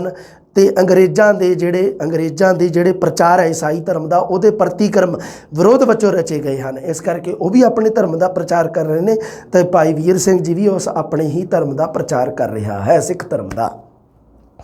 अगला है जी मोहन सिंह वैद। मोहन सिंह वैद दे रखे, याद रखने सारे पुत, ध्यान नाल याद करियो वधिया। 1881 तो 1936। एक होर चर्चित नाम है सुभाग कौर, सुखदेव कौर, सुशील नूह। एक सिख घराना, सुखी परिवार, वकील दी किस्मत, सुशील विधवा, पछतावा, कमाई दी बरकत, कपटी मित्र, सुगड़ कौर ते लड़ाकी सस। आहा बड़ा शानदार नाम रखा, लड़ाकी सस। नी मैं सस कुटनी संदूका ओले। आदि नावलों में समाजिक समस्यावां नूं पेश किया। मोहन सिंह वैद समाजिक समस्यावां नूं ते जिहड़ा भाई वीर सिंह है उहदी समस्या धार्मिक है। वो धार्मिक समस्यावां नूं मतलब की है कि सिख इतिहास नूं अपने नावल दे विच लिआउंदा है। धार्मिक समस्या नूं धार्मिक समस्या नूं प्रगट करता है, पैदा नहीं करता, प्रगट करता है। पर मोहन सिंह वैद समाजिक समस्यावां नूं उसने अपने नावल दे विषयां विच धर्म की थां समाजिकता नूं पहल दित्ती। दोनों दीयां गल्लां बहुत इंपोर्टेंट है। भाई वीर सिंह ते मोहन सिंह वैद दोनों दे विच यही फर्क है भी भाई वीर सिंह जिथे धार्मिक समस्यावां दा जिक्र करता है तो उत्थे मोहन सिंह वैद समाजिक समस्यावां दा जिक्र करता है। अगला आ गया जी चरण सिंह। आ भावें ना याद रखियो, इन्हां दे कोई जन्म मृत्यु छड्डो इनू। दलेर कौर, रणजीत कौर, चंचल मूर्ति, शराब कौर, 2 वोटियां। ਨਾਵਲ ਜਿਹੜੇ ਹੈ ਸਿੰਘ ਸਭਾ ਲਹਿਰ ਤੋਂ ਪ੍ਰਭਾਵਿਤ ਸਮਾਜ ਸੁਧਾਰ ਦੇ ਉਦੇਸ਼ਾਂ ਦੀ ਪੂਰਤੀ ਕਰਦੇ ਆ। ਸਿੰਘ ਸਭਾ ਲਹਿਰ ਜਦੋਂ ਚੱਲੀ ਸੀ ਭਾਈ ਵੀਰ ਸਿੰਘ ਵੀ ਉਹਦੇ ਨਾਲ ਜੁੜੇ ਰਹੇ ਆ ਹਨ, ਤਾਂ ਉਹ ਸਮਾਜ ਦੇ ਵਿੱਚ ਵੀ ਸੁਧਾਰ ਵਾਸਤੇ ਮਤਲਬ ਕਿ ਇਹ ਚਰਨ ਸਿੰਘ ਹੈ ਜਿਹੜਾ ਉਹ ਵੀ ਸਮਾਜਿਕ ਸਮੱਸਿਆ ਨੂੰ ਲੈ ਕੇ, ਸਮਾਜ ਦੀ ਸਮੱਸਿਆ ਨੂੰ ਲੈ ਕੇ ਸੁਧਾਰ ਦੇ ਨਾਲ ਸੰਬੰਧਿਤ ਜਿਹੜੇ ਨਾਵਲ ਲਿਖਦਾ ਚਰਨ ਸਿੰਘ। ਮੁੱਢਲੇ ਦੌਰ ਵਿੱਚ ਮਾਸਟਰ ਤਾਰਾ ਸਿੰਘ ਦਾ ਨਾਵਲ ਬਾਬਾ ਤੇਗਾ ਸਿੰਘ ਵੀ ਰਿਹਾ। ਗੁਰਬਖਸ਼ ਸਿੰਘ ਪ੍ਰੀਤਲੜੀ ਦਾ ਅਣਵਿਆਹੀ ਮਾਂ, ਗੁਰਬਖਸ਼ ਸਿੰਘ ਪ੍ਰੀਤਲੜੀ ਆਪਾਂ ਪੜ੍ਹਾਂਗੇ ਬੇਟਾ ਜੀ, ਆਪਾਂ ਜਦੋਂ ਪ੍ਰੀਤ ਕਹਾਣੀਆਂ ਤੇ ਅਨੋਖੇ ਤੇ ਇਕੱਲੇ ਤੇ ਭਾਬੀ ਮੈਨਾ ਉਹਨਾਂ ਦੀ ਗੱਲ ਕਰਾਂਗੇ, ਜਦੋਂ ਗੁਰਬਖਸ਼ ਸਿੰਘ ਪ੍ਰੀਤਲੜੀ ਦੀ ਕਹਾਣੀ ਦਿੱਤੀ ਹੈ ਕਿ ਕੋਈ ਗੁਰਬਖਸ਼ ਸਿੰਘ ਪ੍ਰੀਤਲੜੀ ਦੀ ਕਹਾਣੀ ਬੇਟਾ ਜੀ, ਕਹਾਣੀ ਅਰੇ ਭਈਆ ਗੁਰਬਖਸ਼ ਸਿੰਘ ਪ੍ਰੀਤਲੜੀ ਪ੍ਰੀਤਾਂ ਦਾ ਪਹਿਰੇਦਾਰ। ਗੁਰਬਖਸ਼ ਸਿੰਘ ਪ੍ਰੀਤਲੜੀ ਦੀ 10ਵੀਂ ਦੀ ਜਮਾਤ ਵਿੱਚ ਕਹਾਣੀ ਦੇ ਰੱਖੀ ਆ ਬਹੁਤਾ ਪਾਂਧੀ, ਪੁੱਜਿਆ ਹੋਇਆ ਪਾਂਧੀ, ਪੁੱਜਿਆ ਹੋਇਆ ਰਾਈ। ਤੇ ਲਓ ਜੀ ਮੇਜਰ ਸਾਹਿਬ ਵਾਲੀ ਇਹ ਕਹਾਣੀ ਹੈ, ਤੁਸੀਂ ਪੜ੍ਹ ਲਿਓ ਬੇਟਾ ਜੀ, ਪੜ੍ਹਿਓ ਜ਼ਰੂਰ, ਵਧੀਆ ਢੰਗ ਨਾਲ ਪੜ੍ਹਿਓ। ਈਸ਼ਵਰ ਚੰਦਰ ਨੰਦਾ ਪ੍ਰਸਿੱਧ ਨਾਟਕਕਾਰ ਹੈ, ਪਹਿਲਾ ਨਾਟਕਕਾਰ ਹੈ, ਪੰਜਾਬੀ ਨਾਟਕ ਦਾ ਪਿਤਾਮਾ ਇਹਨੂੰ ਕਹਿ ਦਈਏ ਆਪਾਂ। ਉਹਦੇ ਨਾਵਲ ਮੁਰਾਦ ਤੇ ਤੇਜ ਕੌਰ, ਜਸੂਆ ਫਜ਼ਲਦੀਨ ਦਾ ਨਾਵਲ ਪ੍ਰਭਾ ਮੁੰਡੇ ਦਾ ਮੁੱਲ ਤੇ ਕਮਲਾ, ਇਹ ਆ ਜਿਹੜੇ ਨਵੇਂ ਪਹਿਲੀ ਵਾਰੀ ਮਤਲਬ ਪੰਜਾਬੀ ਨਾਵਲ ਦੀ ਜਦੋਂ ਸਿਰਜਣਾ ਹੋ ਰਹੀ ਸੀ, ਪੰਜਾਬੀ ਨਾਵਲ ਜਦੋਂ ਮਤਲਬ ਕਿ ਆਪਣੇ ਪੈਰਾਂ 'ਤੇ ਖੜਾ ਹੋ ਰਿਹਾ ਸੀ, ਉਦੋਂ ਦੀ ਇਹ ਰਚਨਾਵਾਂ ਇਹਨਾਂ ਦੀਆਂ ਕੀਤੀਆਂ ਗਈਆਂ। ਜਿਹਦੇ ਵਿੱਚ ਆਪਾਂ ਮੇਨ ਧਿਆਨ ਦੇ ਵਿੱਚ ਰੱਖਣੇ ਆ ਬੇਟਾ ਜੀ, ਉਹ ਹੈਗੇ ਭਾਈ ਵੀਰ ਸਿੰਘ, ਮੋਹਨ ਸਿੰਘ ਵੈਦ, ਚਰਨ ਸਿੰਘ। ਮਾਸਟਰ ਤਾਰਾ ਸਿੰਘ ਦਾ ਤਾਂ ਕੋਈ ਗੱਲ ਨਹੀਂ, ਇਹ ਤਾਂ ਤੁਹਾਨੂੰ ਪਤਾ ਹੀ ਹੈ। ਮਾਸਟਰ ਤਾਰਾ ਸਿੰਘ ਨੂੰ ਅਗਰ ਤੁਸੀਂ ਨਹੀਂ ਜਾਣਦੇ ਤਾਂ ਮੈਂ ਥੋੜ੍ਹਾ ਜਿਹਾ ਚਾਨਣਾ ਤੁਹਾਡੇ 'ਤੇ ਪਾ ਦੇਵਾਂ ਕਿ ਮਾਸਟਰ ਤਾਰਾ ਸਿੰਘ ਜਦੋਂ ਅੰਗਰੇਜ਼ਾਂ ਨੇ ਮਤਲਬ ਕਿ ਇਹ ਗੋਲਮੇਜ ਸੰਮੇਲਨ ਕੀਤੇ ਸੀ, ਤੇ ਉਦੋਂ ਸਿੱਖਾਂ ਦੀ ਜਿਹੜੀ ਅਗਵਾਈ ਕਰਨ ਵਾਲਾ ਸੀ ਉਹ ਮਾਸਟਰ ਤਾਰਾ ਸਿੰਘ ਸੀਗਾ। ਬਾਬਾ ਤੇਗਾ ਸਿੰਘ ਨੇ ਇੱਕ ਨਾਵਲ ਲਿਖਿਆ, ਗੁਰਬਖਸ਼ ਸਿੰਘ ਪ੍ਰੀਤਲੜੀ ਦਾ ਅਣਵਿਆਹੀ ਮਾਂ, ਇਹ ਤੁਸੀਂ ਜ਼ਰੂਰ ਮਤਲਬ ਚੇਤੇ ਰੱਖਣਾ। ਈਸ਼ਵਰ ਚੰਦਰ ਨੰਦਾ ਤਾਂ ਆਪਾਂ ਨਾਟਕ ਦੇ ਵਿੱਚ ਇਹਦਾ ਕਰਾਂਗੇ। ਅੱਗੇ ਆ ਗਿਆ ਜੀ ਨਾਨਕ ਸਿੰਘ, ਸਭ ਤੋਂ ਪਹਿਲਾਂ ਪ੍ਰਸਿੱਧ ਆਪਾਂ ਜਿਹੜਾ ਪੜ੍ਹਨਾ ਇਹਦੇ ਵਿੱਚੋਂ ਤੁਸੀਂ ਕੁਛ ਨਹੀਂ ਛੱਡਣਾ, ਸਭ ਧਿਆਨ ਦੇ ਵਿੱਚ ਰੱਖਣਾ। ਪੰਜਾਬੀ ਨਾਵਲ ਦਾ ਪ੍ਰਮੁੱਖ ਹਸਤਾਖਰ, ਪੰਜਾਬੀ ਨਾਵਲ ਜਗਤ ਦੀ ਝੋਲੀ ਵਿੱਚ ਕਰੀਬ 3 ਦਰਜਨ ਦੇ ਕਰੀਬ ਨਾਵਲ, 3 ਦਰਜਨ ਹੋ ਗਏ 12×46, ਜਿਹਦੇ ਵਿੱਚ 38 ਮੌਲਿਕ ਨਾਵਲ ਲਿਖੇ ਆ ਤੇ 8 ਅਨੁਵਾਦਿਤ ਨਾਵਲ ਲਿਖੇ ਆ। 38 ਮੌਲਿਕ ਆ, 38 ਤੇ 8 ਹੋ ਗਏ 46, 46 12×36 ਨਹੀਂ 12×36 ਹੋ ਗਏ, 12×46 ਨਹੀਂ ਹੋਏ। ਮੈਂ ਤਾਂ ਗਣਿਤ ਵੀ ਨਹੀਂ ਭੁੱਲਿਆ, ਹਾਂ ਗਣਿਤ ਨਹੀਂ ਭੁੱਲਿਆ, ਗਣਿਤ ਭੁੱਲਿਆ ਹੀ ਖੜਾ। 12×36 ਮਤਲਬ 38 ਮੌਲਿਕ ਨਾਵਲ ਲਿਖੇ ਆ। ਇਹਨੇ ਕਿਹਾ ਨਾ ਵੀ 3 ਦਰਜਨ ਦੇ ਕਰੀਬ ਮਤਲਬ 38 ਲਿਖੇ ਆ। ਗਰੀਬ ਦੀ ਦੁਨੀਆ, ਪਿਆਰ ਦੀ ਦੁਨੀਆ, ਲਵ ਮੈਰਿਜ, ਪਵਿੱਤਰ ਪਾਪੀ, ਇਹਨਾਂ ਨਾਵਲਾਂ ਦੇ ਵਿੱਚ ਤਾਂ ਇਹਨਾਂ ਨਾਵਲਾਂ ਦਾ ਵਿਸ਼ਾ ਤਾਂ ਹੈ ਪ੍ਰੀਤ, ਪ੍ਰੇਮ ਸੰਸਾਰ। ਟੁੱਟੀ ਵੀਣਾ, ਗੰਗਾ ਜਲੀ, ਅੱਧ ਖਿੜਿਆ ਫੁੱਲ, ਇਹ ਤਾਂ ਹੈਗੇ ਨਾਰੀ ਦੀ ਤਰਾਸਦਿਕ ਹੋਣੀ ਨੂੰ ਪੇਸ਼ ਕੀਤਾ ਗਿਆ ਹੈ ਕਿ ਨਾਰੀ ਹੈ ਜਿਹੜੀ ਉਹ ਹੋਣੀ ਜਿਹੜੀ ਔਰਤ ਹੈ ਜਿਹੜੀ ਉਹਦੇ ਮਤਲਬ ਉਹਨੂੰ ਸਮਾਜ ਦੇ ਵਿੱਚ ਕਿਹੜੀਆਂ ਪ੍ਰਸਥਿਤੀਆਂ ਦਾ ਸਾਹਮਣਾ ਕਰਨਾ ਪੈਂਦਾ, ਇਹ ਹੋ ਗਈ। ਚਿੱਟਾ ਲਹੂ, ਭਾਈਚਾਰਕ ਸਾਂਝ ਦੇ ਮੁੱਦੇ ਨੂੰ ਉਭਾਰਿਆ ਗਿਆ ਹੈ ਚਿੱਟਾ ਲਹੂ ਨਾਵਲ ਦੇ ਵਿੱਚ। ਇੱਕ ਮਿਆਨ ਦੋ ਤਲਵਾਰਾਂ ਨੂੰ ਭਾਰਤੀ ਸਾਹਿਤ ਅਕਾਦਮੀ ਪੁਰਸਕਾਰ ਮਿਲਿਆ। ਹੋਰ ਪ੍ਰਸਿੱਧ ਨਾਵਲ ਇਹਨੇ ਲਿਖੇ ਆ, ਅੱਗ ਦੀ ਖੇਡ, ਕੋਈ ਹਰਿਆ ਬੂਟ ਰਿਓਰੀ ਤੇ ਗਗਨ ਤਮਾਮਾ ਬਾਜਿਓ। ਅੱਗੇ ਆ ਜੀ ਸੰਤ ਸਿੰਘ ਸੇਖੋਂ। ਸੰਤ ਸਿੰਘ ਸੇਖੋਂ ਆ ਜਿਹੜਾ ਉਹ ਪੰਜਾਬੀ ਨਾਵਲ ਦੇ ਵਿੱਚ, ਇਹਨੂੰ ਆਪਾਂ ਪੜ੍ਹਨਾ ਹੈ ਮੈਨੂੰ ਲੱਗਦਾ ਬਈ ਸੰਤ ਸਿੰਘ ਸੇਖੋਂ ਭਾਈ ਸਾਹਿਬ ਨੂੰ ਆਪਾਂ ਨਾਵਲ ਦੇ ਵਿੱਚ ਨਹੀਂ ਪੜ੍ਹਨਾ, ਇਹਨੂੰ ਕਹਾਣੀ ਦੇ ਵਿੱਚ ਪੜ੍ਹਨਾ। ਸੰਤ ਸਿੰਘ ਸੇਖੋਂ ਹਾਂ ਵੀ ਨਹੀਂ ਪੜ੍ਹਨਾ ਨਾਵਲ ਦੇ ਵਿੱਚ, ਇਹਨੂੰ ਕਹਾਣੀ 'ਚ ਪੜ੍ਹਨਾ। ਇੱਥੇ ਤੁਸੀਂ ਧਿਆਨ ਰੱਖਣੇ ਹੈ, ਇਹਦੇ ਨਾਵਲ ਧਿਆਨ ਰੱਖਣੇ ਹੈ। ਪ੍ਰਵੇਸ਼ ਨਾਲ ਨਵਾਂ ਦੌਰ ਸ਼ੁਰੂ ਹੁੰਦਾ ਹੈ। ਲਹੂ ਮਿੱਟੀ, ਬਾਬਾ ਅਸਮਾਨ, ਦੋ ਹੀ ਲਿਖੇ ਹੋਏ ਆ। ਉਸ ਨੇ ਮੱਧ ਵਰਗੀ ਕਿਸਾਨੀ ਜੀਵਨ ਦੇ ਬਿਰਤਾਂਤ ਨੂੰ ਪ੍ਰਸਤੁਤ ਕੀਤਾ। ਅਗਰ ਅਜੇ ਵੀ ਸੰਤ ਸਿੰਘ ਸੇਖੋਂ ਦੇ ਨਾਵਲਾਂ ਦਾ ਵਿਸ਼ਾ ਕੀ ਹੈ ਤਾਂ ਉਹ ਹੈਗਾ ਜੀ ਮੱਧ ਵਰਗੀ ਕਿਸਾਨੀ ਜੀਵਨ ਦੇ ਬਿਰਤਾਂਤ। ਸੁਰਿੰਦਰ ਸਿੰਘ ਨਰੂਲਾ ਆਪਾਂ ਪੜ੍ਹਨਾ ਹੀ ਹੈ, 1917 ਤੋਂ 2007। ਇਹ ਜੀ ਯਥਾਰਥਵਾਦੀ ਨਾਵਲਕਾਰ ਹੈ। ਅਤੇ ਜਿਹੜਾ ਤਾਂ ਹੈਗਾ ਵੀ ਆਪਣੇ ਨਾਨਕ ਸਿੰਘ ਆ, ਉਹ ਤਾਂ ਹੈਗਾ ਸਮਾਜਵਾਦੀ। ਉਹ ਸਮਾਜ ਦੀ ਸਮਾਜਿਕ ਸਮੱਸਿਆਵਾਂ ਨੂੰ ਪਹਿਲੀ ਵਾਰੀ ਆਪਣੇ ਮਤਲਬ ਕੀ ਹੈ ਵੀ ਪੂਰੇ ਇੱਕ ਵਿਸਤਾਰ ਦੇ ਵਿੱਚ ਪੇਸ਼ ਕਰਨ ਵਾਲਾ ਨਾਵਲਕਾਰ ਆ। ਉਹ ਕਿਹੜਾ ਹੈਗਾ, ਹਾਲਾਂਕਿ ਸਮਾਜਿਕ ਸਮੱਸਿਆਵਾਂ ਨੂੰ ਆਪਾਂ ਮੋਹਨ ਸਿੰਘ ਵੈਦ ਵੀ ਪੜ੍ਹ ਚੁੱਕੇ ਹਾਂ, ਪਰ ਉਹ ਇੰਨਾ ਪ੍ਰਸਿੱਧ ਨਹੀਂ ਗਾ ਜਿੰਨਾ ਨਾਨਕ ਸਿੰਘ ਆ। ਇਸ ਕਰਕੇ ਆਥੈਂਟਿਕ ਪੂਰਾ ਮਤਲਬ ਕੀ ਹੈ ਵੀ ਇੱਕ ਪ੍ਰਸਿੱਧੀ ਦੇ ਤੌਰ 'ਤੇ ਜਿਹਨੇ ਮਤਲਬ ਕਿ ਸਮਾਜਿਕ ਸਮੱਸਿਆਵਾਂ ਨੂੰ ਜਿਹਨੇ ਮਤਲਬ ਕੀ ਹੈ ਵੀ ਜਿਵੇਂ ਵਿਧਵਾ ਵਿਵਾਹ, ਬਾਲ ਵਿਵਾਹ ਦੀਆਂ ਸਮੱਸਿਆਵਾਂ ਅਤੇ ਪਿਆਰ ਦੇ ਨਾਲ ਸੰਬੰਧਿਤ ਸਮੱਸਿਆਵਾਂ, ਘਰ ਪਰਿਵਾਰ ਦੇ ਵਿੱਚ ਨਾਰੀ ਸੰਬੰਧੀ ਸਮੱਸਿਆਵਾਂ, ਇਹ ਸਮਾਜਿਕ ਸਮੱਸਿਆਵਾਂ ਦੀ ਸ਼੍ਰੇਣੀ 'ਚ ਆਉਂਦੀਆਂ। ਸੁਰਿੰਦਰ ਸਿੰਘ ਨਰੀਲਾ ਜਿਹੜਾ ਉਹ ਪ੍ਰਗਤੀਵਾਦੀ ਯਥਾਰਥਵਾਦੀ ਨਾਵਲਕਾਰ ਹੈ। ਪਹਿਲਾ ਜਿਹੜਾ ਪਿਓ ਪੁੱਤਰ ਇਹਦਾ ਪਹਿਲਾ ਹੀ ਨਾਵਲ ਹੈ ਅਤੇ ਪੰਜਾਬੀ ਦਾ ਪਹਿਲਾ ਯਥਾਰਥਵਾਦੀ ਨਾਵਲ ਪਿਓ ਪੁੱਤਰ ਹੈ। ਪੰਜਾਬੀ ਦਾ ਪਹਿਲਾ ਯਥਾਰਥਵਾਦੀ ਨਾਵਲਕਾਰ ਸੁਰਿੰਦਰ ਸਿੰਘ ਨਰੂਲਾ ਹੈ। ਪੰਜਾਬੀ ਦਾ ਪਹਿਲਾ ਯਥਾਰਥਵਾਦੀ ਨਾਵਲ ਪਿਓ ਪੁੱਤਰ ਹੈ ਜੋ ਸੁਰਿੰਦਰ ਸਿੰਘ ਨਰੂਲਾ ਨੇ ਰਚਿਆ। ਰੰਗ ਮਹਿਲ ਦੀਨ ਤੇ ਦੁਨੀਆ ਜਗਰਾਤਾ, ਨੀਲੀ ਬਾਰ ਲੋਕ ਦੁਸ਼ਮਣ ਦਿਲ ਦਰਿਆ, ਆਪਣੇ ਪਰਾਏ ਰਾਹੇ ਕੁਰਾਹੇ, ਸਾਰਿਆਂ ਦੇ ਨਾਮ ਚੇਤੇ ਰੱਖਣੇ ਆ। ਵਾਰੀ ਪੜ੍ਹਦੇ ਰਹੋ। ਕਿਵੇਂ ਦੀ ਤਰ੍ਹਾਂ ਦੀ ਤੁਹਾਨੂੰ ਟ੍ਰਿਕ ਕੋਈ ਬਣਦੀ ਹੈ ਤਾਂ ਬਣਾ ਲਿਓ। ਮੈਂ ਤਾਂ ਕਦੇ ਨਹੀਂ ਬਣਾਈ, ਮੈਂ ਤਾਂ 5-7 ਵਾਰੀ ਪੜ੍ਹੇ ਸੀਗੇ ਤੇ ਯਾਦ ਰਹਿ ਗਏ ਸੀਗੇ। ਆਪਾਂ ਕਿਹੜਾ ਰੱਟ ਕੇ ਜਾਣਾ, ਉੱਥੇ ਆਪਸ਼ਨ ਦਿੱਤੇ ਹੋਣਗੇ ਉਹਨੇ 4। ਜਦੋਂ ਆਪਾਂ 4-5 ਵਾਰੀ ਪੜ੍ਹ ਲਾਂਗੇ ਨਾ ਤਾਂ 4 ਆਪਸ਼ਨਾਂ ਦੇ ਵਿੱਚੋਂ ਲੱਭਣਾ ਬਹੁਤ ਸੌਖਾ ਹੈ, ਕੋਈ ਐਡੀ ਟੈਨਸ਼ਨ ਨਹੀਂ ਗੀ। ਜਸਵੰਤ ਸਿੰਘ ਕੰਵਲ ਆਪਾਂ ਪੜ੍ਹਾਂਗੇ। 1919 ਪੰਜਾਬੀ ਦਾ ਇੱਕ ਹੋਰ ਪ੍ਰਸਿੱਧ ਨਾਵਲਕਾਰ। ਪੂਰਨਮਾਸੀ, ਹਾਣੀ, ਸੱਚ ਨੂੰ ਫਾਂਸੀ, ਰਾਤ ਬਾਕੀ ਹੈ, ਰੂਪ ਤਾਰਾ, ਸਿਵਲ ਲਾਈਨਜ਼, ਐਨਿਆਂ 'ਚ ਉੱਠੇ ਸੂਰਮਾ, ਬਰਫ਼ ਦੀ ਅੱਗ ਤੇ ਲਹੂ ਦੀ ਲੋ। ਹਾਣੀ ਤਾਂ ਮੈਨੂੰ ਲੱਗਦਾ ਇਹਦਾ ਨਾਵਲ ਲੱਗਦਾ, MA ਦੇ ਵਿੱਚ ਲੱਗਦਾ। ਤੋਸ਼ਾਲੀ ਦੀ ਹੰਸੋ ਭਾਰਤੀ ਸਾਹਿਤ ਅਕਾਦਮੀ ਪੁਰਸਕਾਰ ਮਿਲਿਆ, ਤੁਹਾਨੂੰ ਪਤਾ ਹੀ ਆ। ਉਹ ਤੋਸਾਲੀ ਦੀ ਹੰਸੋ ਇਹ ਜਿਹੜਾ ਹੈਗਾ ਨਾਵਲ, ਇਹ ਉਹਦੇ 'ਤੇ ਲਿਖਿਆ ਗਿਆ ਹੈ। ਸਮਰਾਟ ਅਸ਼ੋਕ ਦਾ ਜਿਹੜਾ ਉਹ ਸੀਗਾ, ਜਿਹੜਾ ਉਹ ਮਤਲਬ ਜਿਹੜੀ ਜੰਗ ਉਹ ਹੁੰਦੀ ਹੈ ਇੱਕ, ਉਹਦੇ ਉਸ ਤੋਂ ਬਾਅਦ ਉਹ ਬੁੱਧ ਧਰਮ ਨੂੰ ਅਪਣਾਉਂਦਾ ਹੈ ਨਾ। ਤੋਸਾਲੀ ਦੀ ਹੰਸੋ ਉਸ 'ਤੇ ਲਿਖਿਆ ਗਿਆ। ਮਲਵਈ ਪੇਂਡੂ ਰਹਿਤਲ ਖਾਸ ਤੌਰ 'ਤੇ ਮਲਵਈ ਜੀਵਨ ਸ਼ੈਲੀ ਦੇ ਅੰਸ਼ ਹੈ ਜਿਹੜੇ ਉਹ ਜਸਵੰਤ ਸਿੰਘ ਕੰਵਲ ਦੇ ਨਾਵਲਾਂ ਦੇ ਵਿੱਚੋਂ। ਇਸ ਤੋਂ ਪਹਿਲਾਂ ਜਿਹੜਾ ਉਹ ਮਾਝੇ ਦੀ ਕੇਂਦਰੀ ਸ਼ੈਲੀ ਦੇ ਵਿੱਚ ਨਾਵਲ ਲਿਖਿਆ ਜਾਂਦਾ ਸੀਗਾ, ਭਾਸ਼ਾ ਜਿਹੜੀ, ਪਰ ਜਸਵੰਤ ਸਿੰਘ ਕੰਵਲ ਨੇ ਇਸ ਨੂੰ ਮਲਵਈ ਜੀਵਨ ਸ਼ੈਲੀ ਦੇ ਨਾਲ ਸੰਬੰਧਿਤ ਕੀਤਾ। ਗੁਰਚਰਨ ਸਿੰਘ ਦਾ ਨਾਵਲ ਵਗਦੀ ਸੀ ਰਾਵੀ, ਤਰਲੋਕ ਸਿੰਘ ਦਾ ਦਿਲ ਧੜਕੇ ਮੇਰਾ, ਸਬਰ ਦਾ ਘੁੱਟ, ਲੱਗੀਆਂ ਤੋੜ ਨਿਭਾਈਏ, ਮਹਾਰਾਣੀ ਜਿੰਦਾ, ਸਿੱਖ ਰਾਜ ਦੀਆਂ ਸ਼ਾਮਾਂ। ਸੰਤ ਇੰਦਰ ਸਿੰਘ ਚੱਕਰਵਰਤੀ ਦੇ ਨਾਵਲ ਜੈ, ਅੜਬੰਗੀ, ਬੀਤਰਾਗ, ਨੌਰੰਗ ਸਿੰਘ ਦਾ ਨਾਵਲ ਮਿੰਦੋ, ਦਰਸ਼ਨ ਸਿੰਘ ਅਵਾਰਾ ਦਾ ਨਾਵਲ ਸਵਰਗ ਨਰਕ, ਦਵਿੰਦਰ ਸਤਿਆਰਥੀ ਦਾ ਨਾਵਲ ਘੋੜਾ ਬਾਦਸ਼ਾਹ। ਪੜ੍ਹ ਲਿਓ। ਵੈਸੇ ਜੇ ਕਿਸੇ ਨੇ ਮੰਨ ਲਓ ਤੁਹਾਡੇ 'ਚੋਂ ਨੈੱਟ ਦਾ ਪੇਪਰ ਕੋਈ ਦੇਣਾ ਚਾਹਵੇ, ਜਿਵੇਂ ਤੁਹਾਡੇ ਤੁਸੀਂ ਲਗਭਗ ਸਾਰਿਆਂ ਨੇ MA ਜਿਹੜੀ ਉਹ ਪੰਜਾਬੀ ਦੇ ਵਿੱਚ ਕੀਤੀ ਹੋਈ ਹੈ, ਮੰਨ ਲਓ ਕਿਸੇ ਨੇ ਨੈੱਟ ਦੇ ਪੇਪਰ 'ਚ ਬੈਠਣਾ ਤਾਂ ਐਵੇਂ ਦੇ ਆ ਨਿੱਕੇ ਬਰੀਕ ਜਿਹੇ ਪ੍ਰਸ਼ਨ ਇਹਨਾਂ ਨੂੰ ਤੁਸੀਂ ਯਾਦ ਕਰ ਲਿਓ, ਉੱਥੇ ਵਧੀਆ ਨੈੱਟ ਦਾ ਕਲੀਅਰ ਹੋ ਜਾਊਗਾ। ਕਰਤਾਰ ਸਿੰਘ ਦੁੱਗਲ, ਹਾਲਾਂਕਿ ਕਹਾਣੀ ਦੇ ਕਾਰ ਦੇ ਆਪਾਂ ਤੌਰ 'ਤੇ ਇਹਨੂੰ ਪੜ੍ਹਨਾ, ਕੁੜੀਆਂ ਦਾ ਕਹਾਣੀਕਾਰ ਕਿਹਾ ਜਾਂਦਾ ਕਰਤਾਰ ਸਿੰਘ ਦੁੱਗਲ ਨੂੰ। ਆਂਦਰਾਂ ਨਹੁੰ ਤੇ ਮਾਸ, ਇੱਕ ਦਿਲ ਵਿਕਾਊ ਹੈ, ਹਾਲ ਮਰੀਦਾਂ ਦਾ, ਉਸ ਦੀਆਂ ਚੂੜੀਆਂ, ਨਾਨਕ ਨਾਮ ਚੜ੍ਹਦੀ ਕਲਾ, ਤੇਰੇ ਭਾਣੇ ਸਰਬੱਤ ਦਾ ਭਲਾ ਨਾਵਲਾਂ ਦੇ ਨਾਮ। ਮਨੋਵਿਗਿਆਨਿਕ ਪ੍ਰਭਾਵ ਜ਼ਿਆਦਾ, ਖੁੱਲ੍ਹੇ ਜਿਨਸੀ ਸੰਬੰਧਾਂ ਨੂੰ ਵਧੇਰੇ ਪ੍ਰਗਟਾਇਆ, ਉਹ ਤਾਂ ਕਹਾਣੀਆਂ ਦੇ ਵਿੱਚ ਵੀ ਹੈ। ਖੁੱਲ੍ਹੇ ਜਿਨਸੀ ਸੰਬੰਧ ਹੈ ਨਾ, ਇਹਨੇ ਬੜਾ ਦੱਸਿਆ ਉਹਦੇ ਵਿੱਚ। ਸੋਹਣ ਸਿੰਘ ਸ਼ੀਤਲ ਯਥਾਰਥਵਾਦੀ ਨਾਵਲ ਪਰੰਪਰਾ ਨੂੰ ਪੱਕਾ ਕੀਤਾ ਇਸ ਨੇ। ਸੋਹਣ ਸਿੰਘ ਸ਼ੀਤਲ ਨੇ ਬੜੇ ਸ਼ਾਨਦਾਰ ਨਾਵਲ ਲਿਖੇ। ਇੱਕ ਮੈਂ ਬੜਾ ਇਹਦਾ ਪੜ੍ਹਿਆ, ਸਿੱਖ ਰਾਜ ਕਿਵੇਂ ਗਿਆ, ਮੈਨੂੰ ਲੱਗਦਾ ਇਹਦਾ ਨਾਵਲ ਇੱਥੇ ਲਿਖਿਆ, ਸਿੱਖ ਰਾਜ ਕਿਵੇਂ ਗਿਆ, ਸਭ ਚਰਚਿਤ ਨਾਵਲ ਆ ਇਹਦਾ ਇੱਕ। ਤੂਤਾਂ ਵਾਲਾ ਖੂਹ, ਦੀਵੇ ਦੀ ਲੋ, ਮੁੱਲ ਦਾ ਮਾਸ ਬਦਲਾ, ਇਹ ਚੋਗਲ ਨਹਿਰ ਤੱਕ, ਯੁੱਗ ਬਦਲ ਗਿਆ, ਜੰਗ ਜਾਂ ਅਮਨ। ਤੇ ਯੁੱਗ ਬਦਲ ਗਿਆ ਨਾਵਲ ਦਾ ਤੁਸੀਂ ਖਾਸ ਨਾਮ ਚੇਤੇ ਰੱਖਣਾ, ਕਿਉਂਕਿ ਭਾਰਤੀ ਸਾਹਿਤ ਅਕਾਦਮੀ ਪੁਰਸਕਾਰ ਮਿਲਿਆ। ਸਿੱਖ ਇਤਿਹਾਸ ਨਾਲ ਸੰਬੰਧਿਤ ਨਾਵਲ ਰਚਨਾਵਾਂ, ਸਿੱਖ ਰਾਜ ਕਿਵੇਂ ਗਿਆ, ਸਿੱਖ ਮਿਸਲਾਂ, ਸ਼ੇਰੇ ਪੰਜਾਬ ਮਹਾਰਾਜਾ ਰਣਜੀਤ ਸਿੰਘ।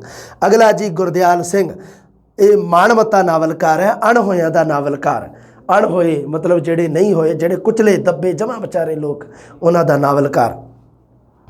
ਅਣਹੋਏ, ਅੱਧ ਚਾਨਣੀ ਰਾਤ, ਰੇਤੇ ਦੀ ਇੱਕ ਮੁੱਠੀ, ਕੁਵੇਲਾ, ਆਥਣ ਉੱਗਣ, ਪੌ ਪਟਾਲੇ ਤੋਂ ਪਹਿਲਾਂ, ਅੰਨੇ ਘੋੜੇ ਦਾ ਦਾਨ, ਪਰਸਾ, ਇਹ ਆਦਿ ਉਸ ਦੇ ਪ੍ਰਸਿੱਧ ਨਾਵਲ ਹਨ। ਗੁਰਦਿਆਲ ਸਿੰਘ ਦਾ ਨਾਵਲ ਇੱਕ ਬਾਲ ਨਾਵਲ BA ਦੇ ਵਿੱਚ ਲੱਗਦਾ ਹੈ।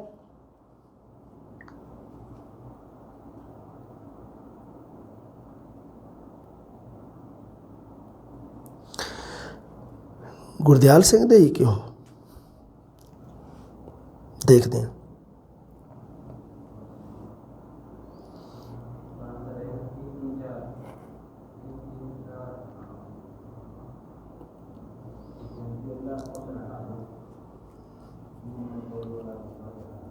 ਚਲੋ ਆ ਜਾਊਗਾ ਸਾਹਮਣੇ, ਇੱਕ ਲੱਗਦਾ ਹੈ ਮੇਰੇ ਹਿਸਾਬ ਨਾਲ ਇੱਕ ਕੋਈ, ਚਲੋ ਦੇਖਦੇ ਹਾਂ। ਹਾਂ ਠੀਕ ਹੈ। ਪੌ ਫਟਾਲੇ ਤੋਂ ਪਹਿਲਾਂ, ਅੰਨੇ ਘੋੜੇ ਦਾ ਦਾਨ, ਪਰਸਾ ਪ੍ਰਸਿੱਧ ਨਾਵਲ ਹਨ। ਅੱਧ ਚਾਨਣੀ ਰਾਤ, ਭਾਰਤੀ ਸਾਹਿਤ ਅਕਾਦਮੀ ਪੁਰਸਕਾਰ ਮਿਲਿਆ ਇਸ ਨੂੰ। ਅੱਜ ਇੱਕ ਨਾਵਲਕਾਰ ਇਹੋ ਜਿਹਾ ਵੀ ਹੈ ਜਿਸ ਨੂੰ ਭਾਰਤ ਦਾ ਸਰਵੋਤਮ ਸਾਹਿਤਕ ਇਨਾਮ ਗਿਆਨਪੀਠ ਪੁਰਸਕਾਰ ਮਿਲਿਆ। ਇੱਕ ਕਵੀ ਨੂੰ ਵੀ ਮਿਲਿਆ, ਤੁਸੀਂ ਆਪੇ ਚੇਤੇ ਕਰਨਾ। ਤੁਸੀਂ ਅੰਮ੍ਰਿਤਾ ਪ੍ਰੀਤਮ ਨੂੰ ਪੜ੍ਹਿਓ ਜ਼ਰੂਰ, ਠੀਕ ਹੈ। ਹਾਂਜੀ, ਉਸ ਦੇ ਨਾਵਲਾਂ ਵਿੱਚ ਪੇਂਡੂ ਜੀਵਨ ਦੇ ਯਥਾਰਥ ਨੂੰ ਬਖੂਬੀ ਚਿੱਤਰਿਆ ਗਿਆ। ਮੜੀ ਦਾ ਦੀਵਾ ਉੱਤੇ ਤਾਂ ਤੁਹਾਨੂੰ ਪਤਾ ਫਿਲਮ ਵੀ ਬਣੀ ਹੈ, ਅਤੇ ਮੜੀ ਦਾ ਦੀਵਾ ਜਿਹੜਾ ਨਾਵਲ ਹੈ ਇਹ MA ਦੇ ਵਿੱਚ ਲੱਗਦਾ। ਇੱਕ ਉਹਦਾ ਵੀ ਲੱਗਦਾ ਹੈ ਆਪਣੇ ਹਾਣੀ ਨਾਵਲ, ਅਤੇ ਇੱਕ ਮੜੀ ਦਾ ਦੀਵਾ, ਤਿੰਨਾਂ ਉਹ ਮੈਨੂੰ ਲੱਗਦਾ ਲੱਗਦੇ ਆ ਨਾਵਲ ਇਹ। ਹਾਂ, ਸੁਰਜੀਤ ਸਿੰਘ ਸੇਠੀ, ਇਹ ਆਪਾਂ ਨੂੰ ਪਤਾ, ਆਪਾਂ ਨਾਟਕਕਾਰਾਂ ਦੇ ਵਿੱਚ ਪੜ੍ਹਨਾ ਇਸ ਨੂੰ। ਪ੍ਰਯੋਗਵਾਦੀ ਨਾਵਲਕਾਰ ਹੈ। ਜਨਤਾ ਜਾਗੀ, ਰੇਤ ਦਾ ਪਹਾੜ, ਕੰਧੀ ਉੱਤੇ ਰੁਖੜਾ ਸੈਲ ਪੱਥਰ, ਇੱਕ ਖਾਲੀ ਪਿਆਲਾ, ਟੁੱਪਦੇ ਸੂਰਜ ਨੂੰ ਸਲਾਮ, ਆਬਰਾ ਕਦਾਬਰਾ। ਆਬਰਾ ਕਦਾਬਰਾ ਫਿਲਮ ਵੀ ਦੇਖੀ ਹੈ ਸ਼ਾਇਦ ਤੁਸੀਂ, ਸ਼ਕਤੀਆਂ ਦੀਆਂ ਵਾਲੀ। ਆਬਰਾ ਕਦਾਬਰਾ, ਨਾਵਲ ਵਿਭਿੰਨ ਵਿਸ਼ਿਆਂ ਦੀ ਪੇਸ਼ਕਾਰੀ ਹੈ ਜੀ। ਪਾਤਰਾਂ ਦੇ ਮਨਾਂ ਅੰਦਰ ਜਿਨਸੀ ਸੰਬੰਧਾਂ ਲਈ ਲੁਪਤਾਂਗ ਦੀ ਪੇਸ਼ਕਾਰੀ ਕਰਨ ਵਿੱਚ ਮਾਹਰ ਹੈ ਸੁਰਜੀਤ ਸਿੰਘ ਸੇਠੀ। ਇਹਦੀ ਆਪਾਂ ਨਾਟਕ ਦੇ ਵਿੱਚ ਪੂਰਾ ਮਤਲਬ ਪੜ੍ਹਾਂਗੇ ਇਹਨੂੰ। ਨਿਰੰਜਨ ਤਸਨੀਮ ਇਹ ਤਾਂ ਆਪਾਂ ਪੜ੍ਹਨਾ ਹੀ ਹੈ, ਇਹ ਤੁਹਾਡੇ ਚੋਂ ਕਿਹਨੇ ਯਾਦ ਰੱਖਣਾ ਹੈ, ਇੱਥੇ ਤਾਂ ਪੜ੍ਹਨਾ ਹੀ ਪੜ੍ਹਨਾ ਇਹਨੂੰ, ਪਰ ਨਿਰੰਜਨ ਤਸਨੀਮ ਕਿਸੇ ਇੱਕ ਨੇ ਤੁਹਾਡੇ ਚੋਂ। ਨਿਰੰਜਨ ਤਸਨੀਮ ਪੜ੍ਹਨ ਵਾਲੇ ਤੁਸੀਂ ਹੈਗੇ ਹੋ ਆਪਣੇ ਲੈਕਚਰਰ ਵਾਲਿਓ, ਲੈਕਚਰਰ ਫਸਟ ਗ੍ਰੇਡ ਵਾਲਿਓ, ਤੁਸੀਂ ਪੜ੍ਹਨਾ ਹੈ ਨਿਰੰਜਨ ਤਸਨੀਮ। ਨਿਰੰਜਨ ਤਸਨੀਮ ਨੂੰ ਲੈਕਚਰ ਹਾਲਾਂਕਿ ਤੁਹਾਨੂੰ ਤਾਂ ਅਲੱਗ ਤੋਂ ਕਲਾਸ ਮਿਲੂਗੀ ਨਿਰੰਜਨ ਤਸਨੀਮ ਤੇ, ਪਰ ਬਾਕੀ ਆ ਤਾਂ ਤੁਸੀਂ ਦੋਨਾਂ ਨੇ ਯਾਦ ਰੱਖਣਾ। ਬਹੁਭਾਸ਼ੀ ਨਾਵਲ ਲੇਖਕ ਦੇ ਨਾਲ ਨਾਲ ਨਾਵਲ ਆਲੋਚਕ ਵੀ ਹੈ। ਅਗਰ ਆਲੋਚਨਾ ਦੀ ਜਦੋਂ ਵੀ ਗੱਲ ਆ ਜੇ ਨਿਰੰਜਨ ਤਸਨੀਮ ਸਹੀ ਕਰ ਰਹੇ ਹੋ। ਪਰਛਾਵੇਂ ਕਸਕ ਮਤਲਬ ਐਵੇਂ ਆ ਜੇ ਵੀ ਕਿਹੜਾ ਆਲੋਚਕ ਕਿਹਨੇ ਆਲੋਚਨਾ ਵਾਲੀ ਪੁਸਤਕ ਲਿਖੀ ਹੈ, ਨਾਵਲ ਆਲੋਚਨਾ ਵਾਲੀ, ਉਹਦੇ 'ਚ ਨਿਰੰਜਨ ਤਸਨੀਮ ਆਪਸ਼ਨ ਹੋਵੇ ਨਾ, ਸਹੀ ਕਰ ਰਹੇ ਹੋ ਚੁੱਪ ਕਰਕੇ। ਪਰਛਾਵੇਂ ਕਸਕ ਰੇਤ ਛਲ ਹਨੇਰਾ ਹੋਣ ਤੱਕ ਇੱਕ ਹੋਰ ਨਵਾਂ ਸਾਲ, ਗੁਆਚੇ ਅਰਥ ਨੂੰ ਭਾਰਤੀ ਸਾਹਿਤ ਅਕਾਦਮੀ ਪੁਰਸਕਾਰ ਮਿਲਿਆ ਤੇ ਆਧੁਨਿਕ ਯੁੱਗ ਦੀਆਂ ਮਨੋਬਰਤੀਆਂ ਨੂੰ ਪੇਸ਼ ਕੀਤਾ ਨਿਰੰਜਨ ਤਸਨੀਮ ਨੇ। ਆਹ ਗੱਲ ਵੀ ਤੁਸੀਂ ਚੇਤੇ ਰੱਖਣੀ। ਸੁਖਬੀਰ ਨਾਵਲ ਜਗਤ ਦਾ ਹਸਤਾਖਰ ਹੈ ਜਿਸ ਨੇ ਆਪਣੇ ਨਾਵਲਾਂ ਵਿੱਚ ਮਹਾਨਗਰੀ ਜੀਵਨ ਨੂੰ ਪੇਸ਼ ਕਰਨ ਵਾਲਾ ਕੌਣ ਹੈ? ਉਹ ਹੈਗਾ ਸੁਖਬੀਰ। ਮਹਾਨਗਰ ਜਿਵੇਂ ਦਿੱਲੀ ਬੰਬੇ ਵਰਗੇ ਮਹਾਨਗਰਾਂ ਦੀ ਜੀਵਨ, ਪਾਣੀ ਤੇ ਪੁੱਲ, ਰਾਤ ਦਾ ਚਿਹਰਾ, ਸੜਕਾਂ ਤੇ ਕਮਰੇ ਅੱਧੇ ਪੌਣੇ। ਨਾਵਲਕਾਰੀ ਨਾਲ ਪੰਜਾਬੀ ਨਾਵਲ ਦਾ ਖੇਤਰ ਵਿਸ਼ਾਲ ਹੋਇਆ। ਮੋਹਨ ਕਾਲੋਂ ਇਹ ਪੂਰਬੀ ਪੰਜਾਬ ਦੇ ਖਿੱਤੇ ਦੀ ਸਥਿਤੀ ਨੂੰ ਇਹਦੇ ਵਿੱਚ ਹੈਗਾ, ਇਹਦੇ ਨਾਵਲਾਂ ਦੇ ਵਿੱਚ ਪੜ੍ਹਿਆ ਜਾ ਸਕਦਾ ਹੈ। ਮਛਲੀ ਇੱਕ ਦਰਿਆ ਦੀ ਬੇੜੀ ਤੇ ਬਰੇਤਾ, ਪਰਦੇਸੀ ਰੁੱਖ, ਮੈਂ ਕੁਆਰੀ ਨਹੀਂ, 12 ਦਰੀ ਦੀ ਰਾਣੀ ਤੇ ਵਗਦੇ ਪਾਣੀ। ਕੇਸਰ ਸਿੰਘ, ਵਾਹ ਯਾਰ ਕਿਆ ਬਾਤ ਹੈ, 12 ਦਰੀ ਦੀ ਰਾਣੀ ਵਗਦੇ ਪਾਣੀ। ਕੇਸਰ ਸਿੰਘ ਦੇ ਪ੍ਰਮੁੱਖ ਨਾਵਲ ਬਾਬਾ ਹਰੀ ਸਿੰਘ, ਉਸਮਾਨ, ਅਮਰ ਸ਼ਹੀਦ ਮਦਨ ਲਾਲ ਢੀਂਗਰਾ ਜਾਣਦੇ ਹੋ ਤੁਸੀਂ, ਅਮਰ ਸ਼ਹੀਦ ਸੇਵਾ ਸਿੰਘ ਲੋਪੋਕੇ, ਲਹਿਰ ਵੱਧਦੀ ਗਈ, ਜੰਗ ਕੈਦੀ ਆਦਿ ਲਏ ਜਾ ਸਕਦੇ ਹਨ। ਉਸਦੇ ਨਾਵਲ ਹੈ ਜਿਹੜੇ ਉਹ ਮਾਰਕਸਵਾਦੀ ਵਿਚਾਰਧਾਰਾ ਵਾਲੇ ਹੈ। ਇਸ ਸਮੇਂ ਕੁਝ ਇਸਤਰੀ ਨਾਵਲਕਾਰ ਵੀ ਹੋਈਆਂ ਜੀ। ਅੰਮ੍ਰਿਤਾ ਪ੍ਰੀਤਮ ਦੇ ਡਾਕਟਰ ਦੇਵ, ਪਿੰਜਰ, ਆਲਣਾ, ਪਿੰਜਰ ਤੇ ਤਾਂ ਫਿਲਮ ਵੀ ਬਣੀ ਹੈ ਇੱਕ, ਆਲਣਾ, ਇੱਕ ਸਵਾਲ, ਬੁਲਾਵਾ, ਚੱਕ ਨੰਬਰ 36, ਇੱਕ ਸੀ ਅਨੀਤਾ, ਦਿਲ ਦੀਆਂ ਗਲੀਆਂ, ਯਾਤਰੀ, ਸਾਗਰ ਤੇ ਸਿੱਪੀਆਂ, ਜੇਬ ਕਤਰੇ, ਅੱਕ ਦਾ ਬੂਟਾ, ਅੱਗ ਦੀ ਲਕੀਰ। ਨਾਵਲਾਂ ਦੇ ਵਿੱਚ ਬਹੁਪਾਂਤੀ ਵਿਸ਼ੇ ਆ, ਜਿਵੇਂ 1947 ਦੇ ਵੰਡ ਬਾਰੇ ਵੀ ਲਿਖੇ ਆ, ਇਸਤਰੀ ਮਰਦ ਸੰਬੰਧਾਂ ਬਾਰੇ, ਸਰੀਰਕ ਮਾਨਸਿਕ ਖਵਾਹਿਸ਼ਾਂ ਜਿਹੜੀਆਂ ਹੁੰਦੀਆਂ, ਖਾਹਿਸ਼, ਇੱਛਾ। ਦਲੀਪ ਕੌਰ ਟਿਵਾਣਾ ਤਾਂ ਆਪਾਂ ਪੜ੍ਹਨਾ ਹੀ ਹੈ ਬੇਟਾ ਜੀ, ਪ੍ਰਸਿੱਧ ਨਾਵਲਕਾਰ ਹੈ, ਇਸਤਰੀ ਨਾਵਲਕਾਰ। ਅਗਨੀ ਪ੍ਰੀਖਿਆ, ਇਹੋ ਹਮਾਰਾ ਜੀਵਣਾ, ਤੀਲੀ ਦਾ ਨਿਸ਼ਾਨ, ਦੂਸਰੀ ਸੀਤਾ, ਪੈੜ ਚਾਲ, ਲੰਘੇ ਦਰਿਆ, ਕਥਾ ਕੁਕਨੁਸ ਦੀ ਆਦਿ ਨਾਵਲਾਂ ਦੀ ਰਚਨਾ ਕੀਤੀ ਹੈ। ਇਹੋ ਹਮਾਰਾ ਜੀਵਣਾ ਤਾਂ ਲੱਗਦਾ ਵੀ ਹੈ, ਇਹੋ ਹਮਾਰਾ ਜੀਵਣਾ ਤੇ ਆਪਾਂ ਪੂਰੀ ਚਰਚਾ ਕਰਾਂਗੇ, ਵਿੱਚੋਂ ਪ੍ਰਸ਼ਨ ਵੀ ਆਊਗਾ ਐਮਏ ਦੇ ਵਿੱਚ ਲੱਗਦਾ ਇਹੋ ਹਮਾਰਾ ਜੀਵਣਾ। ਇਹਦੀ ਤੁਹਾਨੂੰ ਪੂਰੀ ਆਲੋਚਨਾਤਮਕ ਵਿਆਖਿਆ ਦੱਸੂਗਾ, ਤੁਹਾਨੂੰ ਵੀ ਇਹ ਕਹਾਣੀ ਇਹਦੀ ਕੀ ਹੈ ਵੀ ਦੱਸੂਗਾ। ਉਸ ਨੂੰ ਸਾਹਿਤ ਖੇਤਰ ਨਾਲ ਸੰਬੰਧਿਤ ਪ੍ਰਮੁੱਖ ਸਰਸਵਤੀ ਸਨਮਾਨ ਵੀ ਹਾਸਲ ਹੈ। ਇਹ ਮਤਲਬ ਕਿਹੜੀ ਨਾਵਲਿਸਟ ਨੂੰ ਹੋਇਆ ਸਨਮਾਨ ਹਾਸਲ? ਦਲੀਪ ਕੌਰ ਟਿਵਾਣਾ। ਅਜੀਤ ਕੌਰ, ਇਹ ਵੀ ਮਤਲਬ ਪ੍ਰਸਿੱਧ ਕਹਾਣੀਕਾਰ ਹੈ, ਪਰ ਨਾਵਲਾਂ ਦੇ ਵਿੱਚ ਵੀ ਠੀਕ ਨਾਮ। ਅਜੀਤ ਕੌਰ ਆਪਾਂ ਕਹਾਣੀਕਾਰਾਂ ਦੇ ਵਿੱਚ ਪੜ੍ਹਾਂਗੇ। ਪੋਸਟਮਾਰਟਮ, ਫਾਲਤੂ ਔਰਤ, ਧੁੱਪ ਵਾਲਾ ਸ਼ਹਿਰ, ਕੱਟੀਆਂ ਲਕੀਰਾਂ, ਟੁੱਟੇ ਤਿਕੌਣ। ਆਕਾਰ ਪੱਖੋਂ ਉਸ ਦੇ ਨਾਵਲ ਛੋਟੇ ਹਨ, ਨਾਵਲਿਟ ਦੀ ਸ਼੍ਰੇਣੀ ਦੇ ਵਿੱਚ ਵੀ ਰੱਖਿਆ ਜਾ ਸਕਦਾ ਹੈ। ਨਾਵਲਿਟ ਛੋਟਾ ਨਾਵਲ। ਉਸ ਦੇ ਨਾਵਲ ਮਹਾਨਗਰ 'ਚ ਵਸਦੀਆਂ ਇਸਤਰੀਆਂ ਦੀ ਬਹੁਤ ਸਾਰੀ ਸਥਿਤੀ ਨੂੰ ਕੇਂਦਰ 'ਚ ਰੱਖ ਕੇ ਲਿਖਿਆ ਗਿਆ। ਬਲਜੀਤ ਕੌਰ ਬੱਲੀ ਇੱਕ ਇਸਤਰੀ ਨਾਵਲਕਾਰ ਹੈ ਜੀ। ਠਰੀ ਰਾਤ, ਧੁੱਪ ਦੀ ਵਾਟ, ਗੁਆਚੇ ਸੂਰਜ ਇਸ ਨੇ ਨਾਵਲ ਲਿਖੇ ਹੈ। ਰਾਮ ਸਰੂਪ ਅਣਖੀ, ਲਓ ਜੀ ਇਹ ਹੈ ਜਿਹੜੇ ਇਹਦਾ ਤੁਸੀਂ ਨਾ ਖਾਸ ਯਾਦ ਰੱਖਣਾ। ਰਾਮ ਸਰੂਪ ਅਣਖੀ ਤਾਂ ਆਪਾਂ ਪੜ੍ਹਾਂਗੇ। ਸ਼ੁੱਧ ਆਂਚਲਿਕ ਨਾਵਲਕਾਰ ਹੈ ਇਹ। ਮਾਲਵੇ ਦੇ ਕਿਸਾਨੀ ਸੱਭਿਆਚਾਰ ਤੇ ਪੇਂਡੂ ਆਂਚਲਿਕ ਦੀ ਪੇਸ਼ਕਾਰੀ ਕੀਤੀ ਹੈ। ਯਾਦ ਰੱਖਣੀ ਹੈ ਗੱਲ ਤੁਸੀਂ ਇਹ। ਸੁਲਗ ਦੀ ਰਾਤ, ਕੱਖ ਕਾਨਿਆਂ ਦੇ ਪੁਲ, ਜ਼ਖਮੀ ਅਤੀਤ, ਦੁੱਲੇ ਦੀ ਢਾਬ, ਸਰਦਾਰੋ, ਜੱਸੀ ਸਰਪੰਚ, ਸਲਫਾਸ, ਹਮੀਰਗੜ੍ਹ, ਕਣਕਾਂ ਦਾ ਕਤਲਾਮ ਉਸ ਦੇ ਪ੍ਰਮੁੱਖ ਨਾਵਲ ਹਨ। ਤੇ ਕੋਠੇ ਖੜਕ ਸਿੰਘ ਹੈ ਜਿਹੜਾ ਇਹ ਆਕਾਰ ਪੱਖੋਂ ਵੱਡ ਆਕਾਰੀ ਨਾਵਲ ਹੈ ਕਿ ਇਹਦਾ ਵੱਡੇ ਆਕਾਰ ਦਾ, ਇਸ ਨੂੰ ਭਾਰਤੀ ਸਾਹਿਤ ਅਕਾਦਮੀ ਪੁਰਸਕਾਰ ਮਿਲਿਆ। ਕਰਮਜੀਤ ਸਿੰਘ ਕੁੱਸਾ, ਇਹ ਤੁਹਾਨੂੰ ਪਤਾ ਹੀ ਹੈ, ਸੈਕੰਡ ਗ੍ਰੇਡ ਵਾਲੇ ਤਾਂ ਪੜ੍ਹਨਗੇ ਹੀ ਇਹਨੂੰ। ਸਮਕਾਲੀ ਸਮਾਜ ਦੀ ਯਥਾਰਥਾ ਨੂੰ ਪੇਸ਼ ਕਰਨ ਵਾਲਾ ਕੌਣ ਹੈ? ਕਰਮਜੀਤ ਸਿੰਘ ਕੁੱਸਾ। ਬੁਰਕੇ ਵਾਲੇ ਲੁਟੇਰੇ, ਅੱਗ ਦਾ ਗੀਤ, ਰੋਹੀ ਬੀਆਬਾਨ, ਜ਼ਖਮੀ ਦਰਿਆ। ਅਗਲਾ ਹੈਗਾ ਹਰਨਾਮ ਦਾਸ ਸਹਿਰਾਈ ਨੇ ਇਤਿਹਾਸਕ ਨਾਵਲ ਲਿਖੇ ਹੈ ਜੀ। ਲੋਹਗੜ੍ਹ, ਸਫੈਦ ਪੋਸ਼, ਗਲੀ ਮੁਹੱਲੇ ਦੇ ਲੋਕ, ਮੱਸਾ ਰੰਗੜ, ਭਗਤ ਨਾਮਦੇਵ, ਬਾਬਾ ਸਾਹਿਬ ਸਿੰਘ ਬੇਦੀ, ਜੱਸਾ ਸਿੰਘ ਆਲੂਵਾਲੀਆ। ਮਹਿੰਦਰ ਸਿੰਘ ਸਰਨਾ ਦੇ ਨਾਵਲ ਲਿਖੇ ਹੋਏ ਹੈ। ਕਾਗਾਂ ਦੇ ਕੰਢੇ, ਸੂਹਾ ਰੰਗ ਮਜੀਠ ਦਾ, ਪੀੜਾ ਮੱਲੇ ਰਾਹ। ਹਰੀ ਸਿੰਘ ਦਿਲਬਰ ਦਾ, ਜਿਸ ਪਿਆਰ ਸੇ ਨਿਹੋ ਤੈ ਕੀ ਦਰਦ ਨਾ ਆਇਆ, ਹਾਲ ਮਰੀਦਾਂ ਦਾ ਕਹਿਣਾ। ਸੰਤੋਖ ਸਿੰਘ ਧੀਰ ਕਹਾਣੀਕਾਰ ਹੈ, ਪੜ੍ਹਾਂਗੇ ਉਹਨੂੰ ਕਹਾਣੀਕਾਰਾਂ ਦੇ ਵਿੱਚ, ਪਰ ਇੱਥੇ ਨਾਵਲ ਦੇ ਤੌਰ ਤੇ ਇਹਨੇ ਸ਼ਰਾਬੀ, ਯਾਦਗਾਰ, ਨਵਾਂ ਜਨਮ, ਹਿੰਦੁਸਤਾਨ ਹਮਾਰਾ, ਓਮ ਪ੍ਰਕਾਸ਼ ਗਾਸ਼ੋ ਮਲਵਈ ਭਾਸ਼ਾ ਦੇ ਵਿੱਚ ਲਿਖਣ ਵਾਲਾ ਨਾਵਲਕਾਰ ਹੈ। ਬੁੱਝ ਰਹੀ ਬੱਤੀ ਦਾ ਚਾਨਣਾ, ਮਿੱਟੀ ਦਾ ਮੁੱਲ, ਲੋਹੇ ਲਾਖੇ, ਤੱਤੀ ਹਵਾ, ਮੌਤ ਦਰ ਮੌਤ, ਤਾਂਬੇ ਦਾ ਰੰਗ, ਸੁਪਨੇ ਤੇ ਸੰਸਾਰ। ਬੂਟਾ ਸਿੰਘ ਸ਼ਾਦ ਦੇ ਨਾਵਲ ਕੁੱਤਿਆਂ ਵਾਲੇ ਸਰਦਾਰ ਬੜਾ ਪ੍ਰਸਿੱਧ ਹੋਇਆ। ਸਿੱਖ ਹੀਰੋ, ਪਾਪੀ ਪਾਪ ਕਮਾਉਂਦੇ, ਰੂਹ ਦੀ ਹਾਣੀ, ਦਿਲ ਦਰਿਆ ਸਮੁੰਦਰੋਂ ਡੂੰਘੇ, ਕੌਣ ਦਿਲਾਂ ਦੀਆਂ ਜਾਣੇ। ਪੰਜਾਬੀ ਨਾਵਲ ਦੇ ਇਤਿਹਾਸ ਵਿੱਚ ਜਸਵੰਤ ਸਿੰਘ ਵਿਰਦੀ ਨੇ ਵੀ ਲਿਖੇ ਹੈ ਨਾਵਲ ਜੀ। ਮਹਿਕ ਨਾ ਮਾਰੋ, ਬਿਖਰੇ ਬਿਖਰੇ, ਅੱਧੀ ਰਾਤ ਤਰਕਾਲਾਂ, ਅੰਦਰਲੇ ਦਰਵਾਜ਼ੇ, ਚਾਨਣ ਲੀਕਾਂ, ਵਰਖਾ ਰੁੱਖ, ਲਹੂ ਭਿੱਜੇ ਵਰਕੇ। ਐਸ ਸਾਕੀ, ਉਹ ਸਾਕੀ ਰਿਓ ਜਿਹੜਾ, ਨਿਕਰਬੀ, ਵੱਡਾ ਆਦਮੀ, ਛੋਟਾ ਸਿੰਘ, ਵਾਹ ਯਾਰ ਕਿਆ ਬਾਤ ਹੈ। ਜਸਵੀਰ ਸਿੰਘ ਭੁੱਲਰ ਦੇ ਨੰਗੇ ਪਹਾੜ ਦੀ ਮੌਤ, ਚਿੱਠੀ ਗੁੱਪਾ ਤੇ ਮੌਲਸਰੀ, ਚਾਬੀ ਵਾਲਾ ਖਿਡੌਣਾ ਤੇ ਵਾਵਰੋਲਾ ਆਉਂਦਾ ਹੁੰਦਾ ਨਾ। ਰਾਜਸਥਾਨ ਗੰਗਾਨਗਰ ਦਾ ਵਸਨੀਕ ਹੈ ਜੀ ਡਾਕਟਰ ਸ਼ਿੰਦਰ। ਉਹਨੇ ਲਿਖਿਆ ਜੀ ਇੱਕ ਸਟੋਨ ਕਿਸ, ਅੰਮੀ ਜਾਏ, ਗੁਲਮੋਹਰ ਦੇ ਫੁੱਲ, ਮੌਸਮਾਂ ਦੀ ਖਾਮੋਸ਼ੀ, ਆਂਟੀ ਦਾ ਘਰ ਸੂਰਜਮੁਖੀ ਉਦਾਸ ਹੈ, ਉੱਥੇ ਹੈ ਕੌਣ, ਨਿੰਮ ਦਾ ਦਰਖਤ। ਵੀ ਉੱਥੇ ਹੈ ਕੌਣ, ਨਿੰਮ ਦਾ ਦਰਖਤ ਹੈ ਉੱਥੇ। ਮਨੋਵਿਗਿਆਨਿਕ ਪ੍ਰਵਿਰਤੀ ਵਾਲੇ ਆ। ਦਰਸ਼ਨ ਮਿਤਵਾ, ਉਹ ਮਿਤਵਾ ਰੇ, ਮਾਲਵੇ ਦੀ ਜੀਵਨਕਾਰੀ ਨੂੰ ਬਿਆਨਣ ਵਾਲਾ। ਚੁੱਪ, ਰਾਤ ਦਾ ਸਿਵਾ, ਇੱਕ ਰਾਤ ਦਾ ਜ਼ਖਮ, ਨੰਗੇ ਸਿਰ ਵਾਲੀ ਤੀਵੀਂ, ਮੋੜ ਤੇ ਮੁੜਦਿਆਂ। ਅੱਗੇ ਜੀ ਰਿਟਾਇਰ ਫੌਜੀ ਪ੍ਰਗਟ ਸਿੰਘ ਸਿੱਧੂ ਨੇ ਵੀ ਲਿਖਿਆ। ਪ੍ਰੀਤੋ ਮੀਤੋ, ਆਪਣੀ ਮਿੱਟੀ ਦੀ ਸਾਜ਼ਿਸ਼, ਬਤਕ ਦੇ ਪਰਾਂ ਜਿਹੇ ਦਿਨ, ਮਲਵਈ ਭੋਏ ਮੰਡਲ ਨੂੰ ਪੇਸ਼ ਕੀਤਾ ਪ੍ਰਗਟ ਸਿੰਘ ਸਿੱਧੂ ਨੇ। ਇੰਦਰ ਸਿੰਘ ਖਾਮੋਸ਼, ਇਹਨੇ ਕਿਹੜੇ ਕਿਹੜੇ ਨਾਵਲ ਲਿਖੇ? ਚਾਨਣ ਦਾ ਜੰਗਲ, ਰਿਸ਼ਤਿਆਂ ਦਾ ਰੰਗ, ਇੱਕ ਤਾਜ ਮਹਿਲ ਹੋਰ, ਕਰਜਈ ਸੁਪਨੇ, ਕਾਫਰ ਮਸੀਹਾ। ਦੇਖੋ ਟੈਨਸ਼ਨ ਤਾਂ ਤੁਹਾਨੂੰ ਹੁੰਦੀ ਹੋਣੀ ਹੈ ਵੀ ਇੰਨੇ ਯਾਦ ਕਿਵੇਂ ਕਰਨੇ। ਦੇਖੋ ਯਾਦ ਨਹੀਂ ਕਰਨੇ, ਇਹਨਾਂ ਨੂੰ ਵਾਰੀ ਪੜ੍ਹਦੇ ਰਹਿਣਾ। ਉੱਥੇ ਮੈਂ ਤੁਹਾਨੂੰ ਦੱਸੀ ਜਾਂਦਾ ਵੀ ਆਪਸ਼ਨ ਦਿੱਤੇ ਹੋਣਗੇ ਨੇ, ਆਪਸ਼ਨਾਂ ਦੇ ਵਿੱਚੋਂ ਆਪਣੇ ਆਪ ਸਹੀ ਹੋ ਜਾਣਗੇ, ਕੋਈ ਘਬਰਾਉਣ ਦੀ ਲੋੜ ਨਹੀਂ। ਪਹਿਲੀ ਗੱਲ ਤਾਂ ਇੱਥੋਂ ਤੱਕ ਆਉਂਦਾ ਨਹੀਂ ਉਹ ਨਾਵਲਾਂ ਦੇ ਵਿੱਚ, ਉੱਤੇ ਹੀ ਰਹਿ ਜੂਗਾ। ਜਿਹੜੇ ਨਾਵਲ ਹੈਗੇ ਆ ਨਾ, ਜਿਹੜੇ ਨਾਵਲਿਸਟ ਪ੍ਰਸਿੱਧ ਆ, ਜਿਹੜੇ ਤੁਹਾਡੇ ਸਿਲੇਬਸ ਦੇ ਵਿੱਚ ਦੇ ਰੱਖੇ ਆ, ਉੱਥੇ ਹੀ ਰਹੂਗਾ ਉਹ। ਮਿੱਤਰ ਸੈਨ ਮੀਤ, ਨਵੇਂ ਤਜਰਬੇ ਕਰਨ ਵਾਲਾ। ਅੱਗ ਦੇ ਬੀਜ, ਕਟਹਿਰਾ, ਤਫਤੀਸ਼, ਸੁਧਾਰ ਕਰ। ਇਸ ਸੋਚ ਦੇ ਨਾਵਲ ਕਿਹੜੇ ਕਿਹੜੇ ਆ? ਕੋਲਾਜ ਤਾਂ ਸੁਰਜੀਤ ਪਾਤਰ ਦੀ ਇੱਕ ਕਾਵ ਸੰਗ੍ਰਹਿ ਵੀ ਆ। ਮਕਾਨ ਇੱਕ ਖਾਲੀ ਜਿਹਾ, ਕੋਲਾਜ, ਮਕਾਨ ਇੱਕ ਖਾਲੀ ਜਿਹਾ। ਮਰਸੀਆ, ਨੌਨਸੈਂਸ, ਵਾਟ ਨੌਨਸੈਂਸ। ਪਾਤਰ ਵਿਪਾਤਰ, ਊਣੇ ਸਖਣੇ, ਹੈਲੋ, ਅੱਖਰ, ਹਰਫ, ਕਿਤਾਬ। ਇਹਦੇ 'ਤੇ ਪ੍ਰਭਾਵ ਬੜਾ ਉਹਦਾ ਆਪਣੇ ਸੁਰਜੀਤ ਪਾਤਰ ਦਾ ਲੱਗਦਾ। ਕੋਲਾਜ, ਹਰਫ, ਇਹ ਸ਼ਬਦ। ਬਲਦੇਵ ਸਿੰਘ, ਸੋਲੀ ਟੰਗੇ ਪੈਰ, ਕੱਚੀਆਂ ਕੰਧਾਂ, GT ਰੋਡ, ਕੱਲੀ ਧਰਤੀ, ਦੂਸਰਾ ਹੀਰੋਸ਼ੀਮਾ, ਢਾਵਾਂ ਦਿੱਲੀ ਦੇ ਕਿੰਗਰੇ, ਗੰਦਰੇ ਪਾਣੀ। ਹਾਸ਼ੀਏ ਤੋਂ ਪਾਰ ਸ਼੍ਰੇਣੀਆਂ, ਜਿਵੇਂ ਡਰਾਈਵਰ, ਵੇਸ਼ਵਾਗਰੀ ਤੇ ਹੋਰ ਪੀੜਤ ਸ਼੍ਰੇਣੀਆਂ ਦੀ ਰਚਨਾ ਕਰਨ ਵਾਲਾ। ਪੰਜਵਾਂ ਸ਼ਹਿਜ਼ਾਦਾ ਵਿੱਚ ਇਤਿਹਾਸਿਕ ਦ੍ਰਿਸ਼ਟੀਕੋਣ ਦੀ ਪੇਸ਼ਕਾਰੀ ਹੈ। ਤੇ ਢਾਵਾਂ ਦਿੱਲੀ ਦੇ ਕਿੰਗਰੇ ਨੂੰ ਭਾਰਤੀ ਸਾਹਿਤ ਅਕਾਦਮੀ ਪੁਰਸਕਾਰ ਮਿਲਿਆ। ਆਹ ਚੇਤੇ ਰੱਖਣੀ ਹੈ ਤੁਸੀਂ ਬਲਦੇਵ ਸਿੰਘ ਦੀ ਗੱਲ।